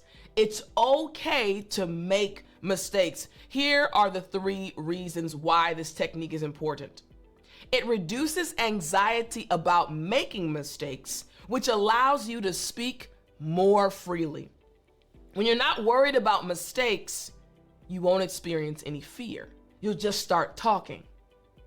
Reason number 2, you'll learn more effectively by analyzing and correcting your errors. Again, you'll learn more effectively by analyzing and correcting. Hey, I made that mistake. Let me understand why. Now let me correct my mistake. Fear gone. Reason number 3. It fosters a growth mindset essential for long-term language learning success. You're focusing on improving yourself by allowing yourself to make mistakes. Technique number 7. Prepare and practice common phrases for various situations. First word again, prepare. You see, learn and rehearse frequently used expressions and sentences for different contexts. When you keep a notebook, we talked about journaling in one of our previous lessons as well. When you keep a notebook and you write down new phrases you've learned or these common phrases and expressions used in real life, and then practice them when you're alone, in front of your mirror, when you're recording yourself. Then when you get to an actual conversation, your brain says, we've practiced this before. Let's use these expressions. Here are the 3 reasons why this technique is so powerful. Reason number 1, it builds your confidence in handling everyday conversations. It's all about confidence. This is why, as an English teacher, I focus so much on helping you feel more confident. My friend, listen, you know a lot. You've studied tons of books. I'm going to leave that in there. You've taken many courses. You know a lot. Now it's time for you to use what you've learned in a confident way. Reason number 2, you'll be able to respond more quickly and naturally in common situations when you practice ahead of time. Reason number 3, it helps you expand your vocabulary and improve your fluency. The more you practice, the more you'll be able to use these expressions and words in real life. Technique number 8, gradually expose yourself to more challenging speaking scenarios. Listen, if you don't want to be afraid, if you want to feel prepared, you have to practice ahead of time. So again, you have to expose yourself to more challenging speaking scenarios. In other words, progressively engage in more complex or intimidating English speaking situations. Those situations that normally would cause you to pull back. Instead, now go directly into those conversations. Make an effort. Don't be afraid of making mistakes. Why is this technique so important? Reason number 1, it helps you build resilience and adaptability in your language use. You can do it. Believe in yourself. Reason number 2, you'll expand your comfort zone and improve your overall communication skills. You'll get better the more you are stretched. And reason number 3, it prepares you for real life situations where you'll need to use English. This technique is going to help you a lot because it's going to show you just how good you can be. Technique number 9, set realistic expectations for your language learning journey. Now, this ties into our earlier technique where you have to set small, achievable goals. Now we're talking about setting realistic expectations. Earlier, I mentioned trying to learn 1,000 English vocabulary words in 5 days. That's not really realistic. You might be able to memorize them, but using them. So again, understand that language learning is a gradual process and avoid setting unrealistic goals. My friend, please set goals, but make them realistic. If you're working, if you have a family, if you're busy, make goals that actually can be integrated into your life. Here's why this is so important. Reason number 1, It prevents frustration and helps maintain your motivation for the long term when you set achievable, realistic goals. Reason number 2, you'll appreciate your progress more when you have realistic benchmarks. Okay, I learned 2 words today. Great. Tomorrow I'm going to learn 2 words. Excellent. And I'll remember the words I learned yesterday. Reason number 3, it allows you to enjoy the learning process without undue pressure. Again, it allows you to enjoy the process without this extra pressure. Set realistic goals. We're talking about techniques that will help remove fear from your English experience. Technique number 10. Celebrate small victories and progress in your speaking skills. Listen, this goes back to affirmations and positive self-talk. Celebrate yourself. Listen, I can celebrate you, but I also want you to celebrate yourself. Acknowledge and reward yourself for improvements, no matter how small they may seem. I get it. Again, I understand where you are. I was studying Korean and I also had a hard time encouraging myself and reminding myself, hey, Tiff, you're doing good. Hey, Tiff, you've achieved a lot.